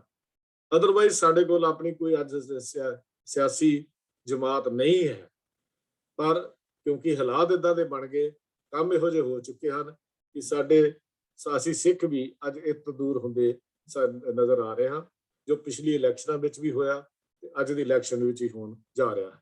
ਕਾਰਨ ਕੀ ਹੈ ਕਿ ਇਹਨਾਂ ਬੰਦਿਆਂ ਦਾ ਕਿਰਦਾਰ, ਜਿਨ੍ਹਾਂ ਦੇ ਕੋਲ ਅੱਜ ਇਹਨਾਂ ਜਮਾਤ ਦਾ ਕਬਜ਼ਾ ਹੈ, ਉਹ ਸਿੱਖੀ ਸਿਧਾਂਤਾਂ ਮੁਤਾਬਕ ਨਹੀਂ ਰਿਹਾ। ਇਹ ਠੀਕ ਹੈ ਕਿ ਇਹ ਕਮੇਟੀ ਜਿਹੜੀ ਅਕਾਲੀ ਦਲ ਜਿਹੜਾ ਸੀ, ਇਹ ਮਗਰੋਂ ਜਾ ਕੇ ਰਾਜਨੀਤਿਕ ਮਾਮਲਿਆਂ ਵਿੱਚ ਜ਼ਿਆਦਾ ਹਿੱਸਾ ਲੈਣ ਲੱਗ ਪਿਆ ਤੇ ਸਮਾਂ ਪਾ ਕੇ ਲਗਭਗ ਇੱਕ ਨਿਰੋਲ ਰਾਸ਼ਟਰੀ ਪਾਰਟੀ ਬਣ ਕੇ ਰਹਿ ਗਿਆ। ਫਿਰ ਤਾਂ ਰਾਸ਼ਟਰੀ ਪਾਰਟੀ ਵੀ ਛੱਡੋ, ਇਹ ਤਾਂ ਅਕਾਲੀ ਦਲ ਸਿੱਖ ਪਾਰਟੀ ਛੱਡ ਕੇ ਪੰਜਾਬ ਪਾਰਟੀ ਹੀ ਬਣ ਕੇ ਰਹਿ ਗਿਆ। ਇਹਨਾਂ ਨੇ ਆਪਣੇ ਆਪ ਨੂੰ ਪੰਜਾਬ ਪਾਰਟੀ ਹੀ ਬਣਾ ਲਿਆ, ਘੋਸ਼ਿਤ ਕਰ ਦਿੱਤਾ, ਐਲਾਨ ਕਰ ਦਿੱਤਾ। ਹੁਣ ਗੁਰਦੁਆਰਾ ਤਰਨਤਾਰਨ ਸਾਹਿਬ ਦੇ ਇਸ ਗੁਰਦੁਆਰਾ ਸੁਧਾਰ ਲਹਿਰ ਦਾ ਪਹਿਲਾ ਜਿਹੜਾ ਵਾਕਿਆ ਵਰਤਦਾ ਹੈ, ਉਹ ਜ਼ਰੂਰੀ ਆਪਾਂ ਅੱਜ ਵਿਚਾਰ ਕਰਦੇ ਹਾਂ। ਸ਼੍ਰੀ ਤਰਨਤਾਰਨ ਸਾਹਿਬ ਦਾ ਪ੍ਰਬੰਧ ਪਹਿਲਾਂ ਸ਼੍ਰੀ ਦਰਬਾਰ ਸਾਹਿਬ ਅੰਮ੍ਰਿਤਸਰ ਦੇ ਸਰਬਰਾਹ ਦੇ ਅਧੀਨ ਹੁੰਦਾ ਸੀ, ਪਰ ਦੂਰ ਹੋਣ ਕਰਕੇ ਇੱਥੋਂ ਦੇ ਪੁਜਾਰੀ ਆਪ ਹੁਦਰੇ ਬਣੇ ਪਏ ਸਨ। ਗੁਰਦੁਆਰੇ ਦੀ ਆਮਦਨ ਨੂੰ ਆਪੋ ਵਿੱਚ ਵੰਡ ਲੈਂਦੇ, ਬਹੁਤ ਸਾਰੇ ਹੋਰ ਵੀ ਕਾਰ ਵਿਹਾਰ ਕਰਦੇ। ਗੁਰਦੁਆਰੇ ਵਿੱਚ ਕੀਰਤਨ, ਰੋਸ਼ਨੀ, ਸਫਾਈ ਉੱਤੇ ਕੋਈ ਖਰਚ ਨਹੀਂ ਸੀ ਕੀਤਾ ਜਾਂਦਾ। ਪੁਜਾਰੀ ਬੜੇ ਭੂਤਰੇ ਹੋਏ, ਵਿਗੜੇ ਹੋਏ ਸਨ। ਗੁਰਦੁਆਰੇ 'ਚ ਕਈ ਤਰ੍ਹਾਂ ਦੀਆਂ ਕੁਰੀਤੀਆਂ ਪ੍ਰਚਲਿਤ ਹੋ ਗਈਆਂ ਸਨ। ਕਈ ਪੁਜਾਰੀਆਂ ਦਾ ਆਚਰਨ ਜਿਹੜਾ ਸੀ ਉਹ ਭੈੜਾ ਸੀ। ਸ਼ਰਾਬੀ, ਕਬਾਬੀ, ਵੈਲੀ, ਨਸ਼ਈ ਭਾਵ ਫੀਮ ਖਾਣ ਵਾਲੇ, ਕਈ ਪੁਜਾਰੀ ਸ਼ਰਾਬ ਨਾਲ ਗੁੱਟ ਹੋ ਕੇ ਗੁਰਦੁਆਰੇ 'ਚ ਪਹੁੰਚਦੇ। ਕਈ ਆਪਣੇ ਹੱਥਾਂ 'ਚ ਬਟੇਰੇ ਫੜ ਕੇ ਗੁਰੂ ਗ੍ਰੰਥ ਸਾਹਿਬ ਦੀ ਤਾਬੇ ਆ ਕੇ ਬੈਠ ਜਾਂਦੇ। ਉਹ ਵੱਜ ਗੱਜ ਕੇ ਗੱਲ ਕਹਿੰਦੇ ਕਿ ਸਾਡੀ ਗੁਰਦੁਆਰਾ ਸਾਡੀ ਦੁਕਾਨ ਹੈ, ਜਿਸ ਦੀ ਮਰਜ਼ੀ ਹੈ ਇੱਥੇ ਆਵੇ, ਜਿਸ ਦੀ ਮਰਜ਼ੀ ਨਾ ਆਵੇ। ਉਹ ਕਿਸੇ ਇਸਤਰੀ ਦੀ ਪੱਤ ਸੁਰੱਖਿਅਤ ਨਹੀਂ ਸੀ। ਮੱਥਾ ਟੇਕਣ ਆਈਆਂ ਇਸਤਰੀਆਂ ਨੂੰ ਉਹ ਟਿਚਰਾਂ ਤੇ ਮਖੌਲ ਜਿਹੜੇ ਸੀ ਉਹ ਕਰਦੇ। ਜਦ ਪੰਥ ਨੇ ਗੁਰਦੁਆਰਿਆਂ ਦੇ ਪ੍ਰਬੰਧ ਨੂੰ ਸੋਧਣ ਦਾ ਬੀੜਾ ਚੁੱਕਿਆ ਤਾਂ ਇੱਥੋਂ ਦੇ ਪੁਜਾਰੀ ਕਮਿਸ਼ਨਰ, ਉਸ ਵੇਲੇ ਦਾ ਜਿਹੜਾ ਕਮਿਸ਼ਨਰ ਸੀ ਮਿਸਟਰ ਕਿੰਗ, ਉਹਨੂੰ ਜਾ ਕੇ ਮਿਲੇ। ਉਸਨੇ ਉਹਨਾਂ ਨੂੰ ਦੱਸਿਆ ਕਿ ਗੁਰਦੁਆਰੇ ਵਿੱਚ ਤੁਹਾਡੇ ਪੱਕੇ ਹੱਕ ਹਨ। ਜੇ ਕੋਈ ਤੁਹਾਨੂੰ ਇਹਨਾਂ ਤੋਂ ਖਾਲੀ ਕਰਾਉਣ ਦਾ ਗੱਲ ਕਰੇ ਤਾਂ ਸਰਕਾਰ ਤੁਹਾਡੀ ਮਦਦ ਤੇ ਰੱਖਿਆ ਕਰੇਗੀ। ਉਹ ਹੋਰ ਵੀ ਜ਼ਿਆਦਾ ਭੁੱਤਰ ਗਏ। ਮਿਸਟਰ ਕਿੰਗ ਉਸ ਵੇਲੇ ਉੱਥੋਂ ਦਾ ਕਮਿਸ਼ਨਰ ਸੀ, ਜਿਹੜੇ ਬਾਅਦ ਵਿੱਚ ਵੀ ਜ਼ਿਕਰ ਆਏਗਾ, ਨਨਕਾਣਾ ਸਾਹਿਬ ਦੇ ਸਾਕੇ ਦੇ ਵੇਲੇ ਵੀ ਜ਼ਿਕਰ ਆਏਗਾ। ਤਾਂ 24 ਜਨਵਰੀ 1921 ਦੇ ਸ੍ਰੀ ਅਕਾਲ ਤਖਤ ਦੇ ਸਾਹਮਣੇ ਸਜੇ ਦੀਵਾਨ ਵਿੱਚ ਇੱਕ ਇਸਤਰੀ ਨੇ ਤਰਨਤਾਰਨ ਸਾਹਿਬ ਦੇ ਪੁਜਾਰੀਆਂ ਵੱਲੋਂ ਕੀਤੇ ਗਏ ਜ਼ੁਲਮ ਦਾ ਬਿਆਨ ਕਰਦਿਆਂ ਹੋਇਆ ਕਿਹਾ ਕਿ ਪੁਜਾਰੀਆਂ ਨੇ ਮੇਰੇ ਪੁੱਤ ਦੇ ਗਲ ਨਾਲ ਪੱਥਰ ਬੰਨ੍ਹ ਕੇ ਸਰੋਵਰ ਵਿੱਚ ਸੁੱਟ ਦਿੱਤਾ ਹੈ। ਮੇਰੀ ਧੀ ਨੂੰ ਗੁਰਦੁਆਰੇ ਅੰਦਰ ਛੇੜਿਆ ਗਿਆ ਹੈ ਤੇ ਤੰਗ ਕੀਤਾ ਗਿਆ ਹੈ। ਕੁੜੀਆਂ ਨਾਲ ਉੱਥੇ ਨਿਤ ਦਿਹਾੜੀ ਛੇੜਖਾਨੀ ਤੇ ਟਿੱਚਰਬਾਜ਼ੀ ਕੀਤੀ ਜਾਂਦੀ ਹੈ। ਇਹ ਕਿਸੇ ਬੀਬੀ ਨੇ ਭਰੇ ਦੀਵਾਨ ਵਿੱਚ ਆ ਕੇ ਆਪਣਾ ਤਰਲਾ ਕੀਤਾ। ਉਹਦੀ ਇਹ ਵਾਸਤਾ ਸੁਣ ਕੇ ਸੰਗਤ ਵਿੱਚ ਇੱਕ ਜੋਸ਼ ਤੇ ਰੋਸ ਪੈਦਾ ਹੋ ਗਿਆ। ਅਕਾਲੀਆਂ ਨੇ ਉਸੇ ਵੇਲੇ ਗੁਰੂ ਤੇ ਵਾਹਿਗੁਰੂ ਦੇ ਅੱਗੇ ਅਰਦਾਸ ਕੀਤੀ ਤੇ ਤਰਨਤਾਰਨ ਦੇ ਸੁਧਾਰ ਵਾਸਤੇ ਅਗਵਾਈ ਦੀ ਮੰਗ ਕੀਤੀ। ਅਗਲੇ ਦਿਨ 25 ਜਨਵਰੀ 1921 ਨੂੰ ਸਵੇਰ ਦੀ ਗੱਡੀ ਤੇ ਭਾਈ ਤੇਜਾ ਸਿੰਘ ਪੁੱਚਰ ਦੀ ਜਥੇਦਾਰੀ ਹੇਠ 40 ਸਿੰਘਾਂ ਦਾ ਜਥਾ ਤਰਨਤਾਰਨ ਪਹੁੰਚਿਆ। ਜਥੇ ਨੇ ਦਰਬਾਰ ਸਾਹਿਬ ਅੰਦਰ ਬਹਿ ਕੇ ਕੀਰਤਨ ਸੁਣਿਆ। ਕਾਰੀਆਂ ਵਿੱਚ ਕੁਝ ਘਬਰਾਹਟ ਦੇ ਵੇਖ ਕੇ ਜਥੇਦਾਰ ਨੇ ਕਿਹਾ, ਚਿੰਤਾ ਨਾ ਕਰੋ, ਅਸੀਂ ਗੁਰਦੁਆਰੇ ਉੱਪਰ ਕਬਜ਼ਾ ਕਰਨ ਲਈ ਨਹੀਂ ਆਏ, ਅਸੀਂ ਤਾਂ ਸਮਝੌਤੇ ਰਾਹੀਂ ਸੰਗਤਾਂ ਦੀਆਂ ਸ਼ਿਕਾਇਤਾਂ ਦੂਰ ਕਰਨ ਦੀ ਖਾਤਰ ਇੱਥੇ ਆਏ ਹਾਂ। ਦਰਬਾਰ ਸਾਹਿਬ ਵਿੱਚ ਪੁਜਾਰੀਆਂ ਦੀ ਗਿਣਤੀ ਉਸ ਵੇਲੇ 70 ਦੇ ਕਰੀਬ ਸੀ। ਉਹਨਾਂ ਵਿੱਚੋਂ ਕੁਝ ਗੱਭਰੂਆਂ ਨੇ ਜਥੇ ਦੇ ਨੂੰ ਗਾਲਾਂ ਵੀ ਕੱਢੀਆਂ, ਜਵਾਨਾਂ ਨੇ ਸਿੰਘਾਂ ਉੱਤੇ ਵਾਰ ਵੀ ਕੀਤੇ, ਪਰ ਅਕਾਲੀ ਜਿਹੜੇ ਸੀ ਉਹ ਸ਼ਾਂਤ ਬੈਠੇ। ਵਡੇਰੀ ਉਮਰ ਵਾਲੇ ਪੁਜਾਰੀਆਂ ਨੇ ਅਕਾਲੀਆਂ ਦੇ ਇਰਾਦੇ ਦੀ ਪ੍ਰਸ਼ੰਸਾ ਵੀ ਕੀਤੀ ਤੇ ਕਿਹਾ ਕਿ ਅਸੀਂ ਅਮਨ ਅਮਾਨ ਨਾਲ ਸਮਝੌਤੇ ਕਰਨਾ ਚਾਹਾਂਗੇ। 4 ਵਜੇ ਪੁਜਾਰੀਆਂ ਦੇ ਜਥੇ ਦੇ ਜਿਹੜੇ ਪ੍ਰਤੀਨਿਧ ਸਨ ਅਤੇ ਤਰਨਤਾਰਨ ਦੇ ਕੁਝ ਮੁਖੀਆਂ ਦਾ ਇਕੱਠ ਹੋਇਆ। ਸਮਝੌਤੇ ਦੀਆਂ ਸ਼ਰਤਾਂ ਪੇਸ਼ ਕੀਤੀਆਂ ਗਈਆਂ ਵੀ ਗੁਰਦੁਆਰੇ ਦਾ ਪ੍ਰਬੰਧ ਸ਼੍ਰੋਮਣੀ ਗੁਰਦੁਆਰਾ ਪ੍ਰਬੰਧਕ ਕਮੇਟੀ ਦੇ ਬਣਾਏ ਨਿਯਮਾਂ ਅਨੁਸਾਰ ਹੋਵੇ। ਨੰਬਰ 2, ਪ੍ਰਬੰਧਾਂ ਦੀ ਦੇਖਭਾਲ ਕਰਨ ਵਾਸਤੇ ਸ਼੍ਰੋਮਣੀ ਕਮੇਟੀ ਦੇ ਨਾਲ ਸੰਬੰਧਿਤ ਇੱਕ ਸਥਾਨਕ ਕਮੇਟੀ, ਲੋਕਲ ਕਮੇਟੀ ਬਣਾਈ ਜਾਏ। ਨੰਬਰ 3, ਕੁਰੀਤੀਆਂ ਦੂਰ ਕਰਨ ਲਈ ਅਗਾਂਹ ਪੰਥ ਨੂੰ ਕੋਈ ਸ਼ਿਕਾਇਤ ਨਾ ਆਉਣ ਦਾ ਮੌਕਾ ਨਾ ਦਿੱਤਾ ਜਾਵੇ। ਕੁਰੀਤੀਆਂ ਦੂਰ ਕੀਤੀਆਂ ਜਾਣ, ਅਗਾਂਹ ਨੂੰ ਪੰਥ ਨੂੰ ਕੋਈ ਸ਼ਿਕਾਇਤ ਨਾ ਆਵੇ। ਨੰਬਰ 4, ਕੇਵਲ ਅੰਮ੍ਰਿਤਧਾਰੀ ਤੇ ਰਹਿਤ ਦੇ ਪੱਕੇ ਸਿੰਘਾਂ ਨੂੰ ਹੀ ਗ੍ਰੰਥੀ ਬਣਾਇਆ ਜਾਵੇ। ਨੰਬਰ 5, ਜਿਨ੍ਹਾਂ ਪੁਜਾਰੀਆਂ ਨੇ ਸਿੱਖੀ ਰਹਿਤ ਨੂੰ ਭੰਗ ਕੀਤਾ ਹੈ ਉਹ ਸੰਗਤ ਦੀ ਲਾਈ ਹੋਈ ਸੇਵਾ ਜਿਹੜੀ ਹੈ ਉਹਨੂੰ ਮਨਜ਼ੂਰ ਕਰਨ। ਸ਼ਾਮ ਦੇ ਤਕਰੀਬਨ 5:30 ਵਜੇ ਇਸ ਪੁਜਾਰੀਆਂ ਦੇ ਜਿਹੜੇ ਪ੍ਰਤੀਨਿਧ ਸਨ, ਮੁਖੀ ਸਨ, ਉਹਨਾਂ ਨੇ ਸ਼ਰਤਾਂ ਮੰਨ ਲਈਆਂ ਤੇ ਕਿਹਾ ਸਾਨੂੰ ਬਾਕੀਆਂ ਨਾਲ ਵੀ ਸਲਾਹ ਕਰ ਲੈਣ। ਉਹ ਦਰਬਾਰ ਸਾਹਿਬ ਦੇ ਅੰਦਰ ਚਲੇ ਗਏ ਤੇ ਪੁਜਾਰੀ, ਕਿਉਂਕਿ ਉੱਥੇ ਵੱਡੀ ਗਿਣਤੀ 'ਚ ਇਕੱਠੇ ਹੋਏ ਸਨ, ਜਥੇ ਦੇ ਪ੍ਰਤੀਨਿਧ ਦਰਬਾਰ ਸਾਹਿਬ ਦੇ ਸਾਹਮਣੇ ਪਰਿਕਰਮਾ 'ਚ ਬੈਠੇ ਹੋਏ ਦੀਵਾਨ ਹਾਰੇ ਵਿੱਚ ਚਲੇ ਗਏ। 8:30 ਵਜੇ 2 ਪੁਜਾਰੀ ਬਾਹਰ ਆਏ ਤੇ ਕਹਿਣ ਲੱਗੇ ਸਭ ਪੁਜਾਰੀ ਇਹ ਸ਼ਰਤਾਂ ਮੰਨਦੇ ਹਨ, ਜਥੇ ਦੇ ਕੁਝ ਮੁਖੀ ਅੰਦਰ ਚੱਲ ਕੇ ਇਹਨਾਂ ਉੱਪਰ ਆਪਣੇ ਦਸਤਖਤ ਕਰਵਾ ਲੈ। ਤਰਨਤਾਰਨ ਦੇ ਭਾਈ ਮੋਹਨ ਸਿੰਘ ਵੈਦ ਨੂੰ ਸ਼ਰਤਾਂ ਸਾਫ਼ ਕਰਕੇ ਲਿਖਣ ਵਾਸਤੇ ਬਾਹਰ ਭੇਜਿਆ। ਤਰਨਤਾਰਨ ਦੇ ਭਾਈ ਮੋਹਨ ਸਿੰਘ ਜੀ ਵੈਦ ਕਾਫੀ ਮਸ਼ਹੂਰ ਹਸਤੀ ਹਨ। ਉਧਰ ਪੁਜਾਰੀਆਂ ਦੇ ਪ੍ਰਤੀਨਿਧਾਂ ਨੇ ਮੰਨਿਆ ਕਿ ਦਰਬਾਰ ਸਾਹਿਬ ਦਾ ਗ੍ਰੰਥੀ ਇਸ ਸੇਵਾ ਦੇ ਲਾਇਕ ਨਹੀਂ ਹੈ। ਜਦ ਤੱਕ ਹੋਰ ਕੋਈ ਉਸਦੀ ਥਾਂ ਤੇ ਨਹੀਂ ਲਾਇਆ ਜਾਂਦਾ ਉਦੋਂ ਤੱਕ ਭਾਈ ਸ਼ਰਨ ਸਿੰਘ ਜੀ ਨੂੰ ਗ੍ਰੰਥੀ ਦੀ ਸੇਵਾ ਦਿੱਤੀ ਜਾਂਦੀ ਹੈ। ਭਾਈ ਸ਼ਰਨ ਸਿੰਘ ਤੇ ਕੁਝ ਹੋਰ ਸਿੰਘ ਦਰਬਾਰ ਸਾਹਿਬ ਦੇ ਅੰਦਰ ਚਲੇ ਗਏ। ਦੀਵਾਨ ਦੇ ਵਿੱਚ ਬੈਠੇ ਸਿੰਘਾਂ ਦੇ ਉੱਪਰ ਨਾਲ ਦੇ ਮਕਾਨਾਂ ਤੋਂ ਇੱਟਾਂ ਤੇ ਵੱਟੇ ਤੇ ਬੰਬ ਜਿਹੜੇ ਸੀ ਉਹ ਸੁੱਟੇ ਗਏ। ਕਈ ਆਦਮੀ ਉੱਥੇ ਜ਼ਖਮੀ ਹੋ ਗਏ। ਦਰਬਾਰ ਸਾਹਿਬ ਦੇ ਅੰਦਰ ਸਿੰਘਾਂ ਉੱਪਰ ਵਾਰ ਸ਼ੁਰੂ ਹੋ ਗਏ। ਸ਼ਰਾਬ ਨਾਲ ਗੋਟੇ ਪੁਜਾਰੀਆਂ ਨੇ ਛਵੀਆਂ, ਗੜਾਸਿਆਂ, ਡਾਂਗਾਂ ਦੇ ਨਾਲ ਸਿੰਘਾਂ ਦੇ ਉੱਤੇ ਹਮਲਾ ਕੀਤਾ। ਸਿੰਘ ਅੱਗੋਂ ਬਿਲਕੁਲ ਸ਼ਾਂਤ ਬੈਠੇ। 17 ਸਿੰਘ ਇੱਥੇ ਜ਼ਖਮੀ ਹੋਏ ਤੇ ਪਹਿਲੀਆਂ 2 ਸ਼ਹੀਦੀਆਂ ਗੁਰਦੁਆਰਾ ਸੁਧਾਰ ਲਹਿਰ ਦੀਆਂ ਭਾਈ ਹਜ਼ਾਰਾ ਸਿੰਘ ਤੇ ਭਾਈ ਹੁਕਮ ਸਿੰਘ ਜਿਹੜੇ ਸਨ ਉਹ ਸ਼ਹੀਦੀ ਪਾ। 2 ਸਿੰਘ ਜਿਹੜੇ ਗੁਰਦੁਆਰਾ ਸੁਧਾਰ ਲਹਿਰ ਦੀਆਂ ਜਿਹੜੀਆਂ ਪਹਿਲੀਆਂ 2 ਸ਼ਹੀਦੀਆਂ ਹਨ ਉਹ ਹੋਈਆਂ ਗੁਰਦੁਆਰਿਆਂ ਦੀ ਪਵਿੱਤਰਤਾ ਦੀ ਖਾਤਰ ਉਹਨਾਂ ਗੁਰੂ ਪਿਆਰਿਆਂ ਨੇ ਆਪਣੀਆਂ ਜਾਨਾਂ ਭੇਟ ਕਰ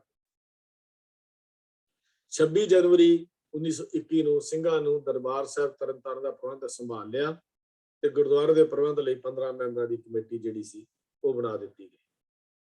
ਇਸ ਤੋਂ ਬਾਅਦ ਅੱਗੇ ਛੋਟਾ ਮੋਟਾ ਇਤਿਹਾਸ ਗੁਰਦੁਆਰਿਆਂ ਦੇ ਹਨ, ਜਿਵੇਂ ਗੁਰਦੁਆਰਾ ਚੋਲਾ ਸਾਹਿਬ, ਗੁਰਦੁਆਰਾ ਖਡੂਰ ਸਾਹਿਬ, ਬਾਬਾ ਬਕਾਲਾ ਬਾਬੇ ਦੀ ਬੇਰ ਸਿਆਲਕੋਟ, ਅਨੰਦਪੁਰ ਸਾਹਿਬ, ਚਮਕੌਰ ਸਾਹਿਬ, ਰੋੜੀ ਸਾਹਿਬ ਤੇ ਹੋਰ ਗੁਰਦੁਆਰੇ ਜਿਹੜੇ ਸਨ ਉਹ ਹੌਲੀ ਹੌਲੀ ਕਰਕੇ ਸਿੱਖਾਂ ਦੇ ਹੱਥਾਂ ਦੇ ਵਿੱਚ ਜਿਹੜੇ ਸਨ ਉਹ ਆਉਂਦੇ ਗਏ ਤੇ ਸਿੱਖ ਉਹਦੇ ਤੇ ਹੌਲੀ ਹੌਲੀ ਕਰਕੇ ਆਪਣਾ ਕਬਜ਼ਾ ਕਰਦੇ ਗਏ। ਇਸ ਤਰੀਕੇ ਦੇ ਨਾਲ ਇੱਕ ਗੁਰਦੁਆਰਾ ਸੁਧਾਰ ਲਹਿਰ ਦਾ ਕੰਮ ਜਿਹੜਾ ਸੀ ਉਹ ਅੱਗੇ ਵੱਧਦਾ ਗਿਆ ਤੇ ਅੱਗੇ ਵੱਧਦਾ ਜਾਂ ਇਹ ਆਪਾਂ ਕਹਿ ਲਈਏ ਕਿ ਇਹਨਾਂ ਦੇ ਨਾਲ ਗੁਰਦੁਆਰਾ ਗੁਰੂ ਕਾ ਬਾਗ, ਖਰਾ ਸੌਦਾ, ਪੰਜਾ ਸਾਹਿਬ, ਭਾਈ ਜੋਗਾ ਸਿੰਘ ਗੁਰਦੁਆਰਾ, ਸਮਾਧ ਅਕਾਲੀ ਫੂਲਾ ਸਿੰਘ, ਨੇਕਾਂ ਗੁਰਦੁਆਰੇ ਜਿਹੜੇ ਸੀ ਪ੍ਰਬੰਧਕ ਹੇਠਾਂ ਵਿੱਚ ਆ ਗਏ। ਇਹਨਾਂ ਸਥਾਨਕ ਕਮੇਟੀਆਂ ਬਣਾਈਆਂ, ਲੋਕਲ ਕਮੇਟੀਆਂ ਬਣਾ ਦਿੱਤੀਆਂ, ਸ਼੍ਰੋਮਣੀ ਕਮੇਟੀ ਨੇ ਉਹਨਾਂ ਨਾਲ ਅਟੈਚ ਕਰ ਦਿੱਤਾ ਗਿਆ। ਇਹ ਸ਼੍ਰੋਮਣੀ ਕਮੇਟੀ ਦੇ ਜਿਹੜੀ ਲਹਿਰ ਸੀ ਇਹ ਗੁਰਦੁਆਰਾ ਸੋਹਰਾਰ ਦੇ ਅੱਗੇ ਚੱਲੀ। ਇਸ ਤੋਂ ਬਾਅਦ ਫਿਰ ਨਨਕਾਣਾ ਸਾਹਿਬ ਦਾ ਸਾਕਾ ਜਿਹੜਾ ਹੈ ਉਹ ਹੋਏਗਾ। ਉਸ ਤੋਂ ਪਹਿਲਾਂ ਇੱਕ ਦੋ ਘਟਨਾਵਾਂ ਹੋਰ ਹਨ ਜਿਹਦਾ ਜ਼ਿਕਰ ਆਪਾਂ ਫਿਰ ਅੱਗੋਂ ਕਰਾਂਗੇ। ਅੱਜ ਦੀ ਵਿਚਾਰ ਕਰਦਿਆਂ ਹੋਈਆਂ ਭੁੱਲਾਂ ਚੁੱਕਾਂ ਦੀ ਆਪ ਪਾਸੋਂ ਖਿਮਾ ਮੰਗ ਰਿਹਾ ਹਾਂ, ਕਿਉਂਕਿ ਇਤਿਹਾਸ ਇਹੋ ਜਿਹਾ ਹੈ ਜਿਹਦੇ ਵਿੱਚੋਂ ਕੁਝ ਛੱਡ ਕੇ ਅੱਗੇ ਨੂੰ ਵਧਿਆ ਨਹੀਂ ਜਾ ਸਕਦਾ। ਜੇ ਅਸੀਂ ਸੁਧਾਰ ਲਹਿਰ ਦੀ ਗੱਲ ਕਰਾਂਗੇ ਤਾਂ ਫਿਰ ਸਾਨੂੰ ਇਤਿਹਾਸ ਸਾਰਾ ਹੀ ਜ਼ਿਕਰ ਜਿਹੜਾ ਕਰਨਾ ਜ਼ਰੂਰੀ ਸਮਝਿਆ। ਅਗਲੀ ਕਲਾਸ ਵਿੱਚ ਆਪਾਂ ਫਿਰ ਇਹਦੇ ਨਨਕਾਣਾ ਸਾਹਿਬ ਤੇ ਹੋਰ ਇਤਿਹਾਸ ਦੀ ਗੱਲ ਅੱਗੇ ਕਰਾਂਗੇ। ਹੋਈਆਂ ਭੁੱਲਾਂ ਦੀ ਇੱਕ ਵਾਰ ਫਿਰ ਆਪਾਂ ਪਾਸੋਂ ਖਿਮਾ ਮੰਗ ਰਿਹਾ ਹਾਂ ਜੀ। ਪਿਆਰ ਸਹਿਤ ਫਤਿਹ ਦੀ ਸਾਂਝ ਕਰੋ।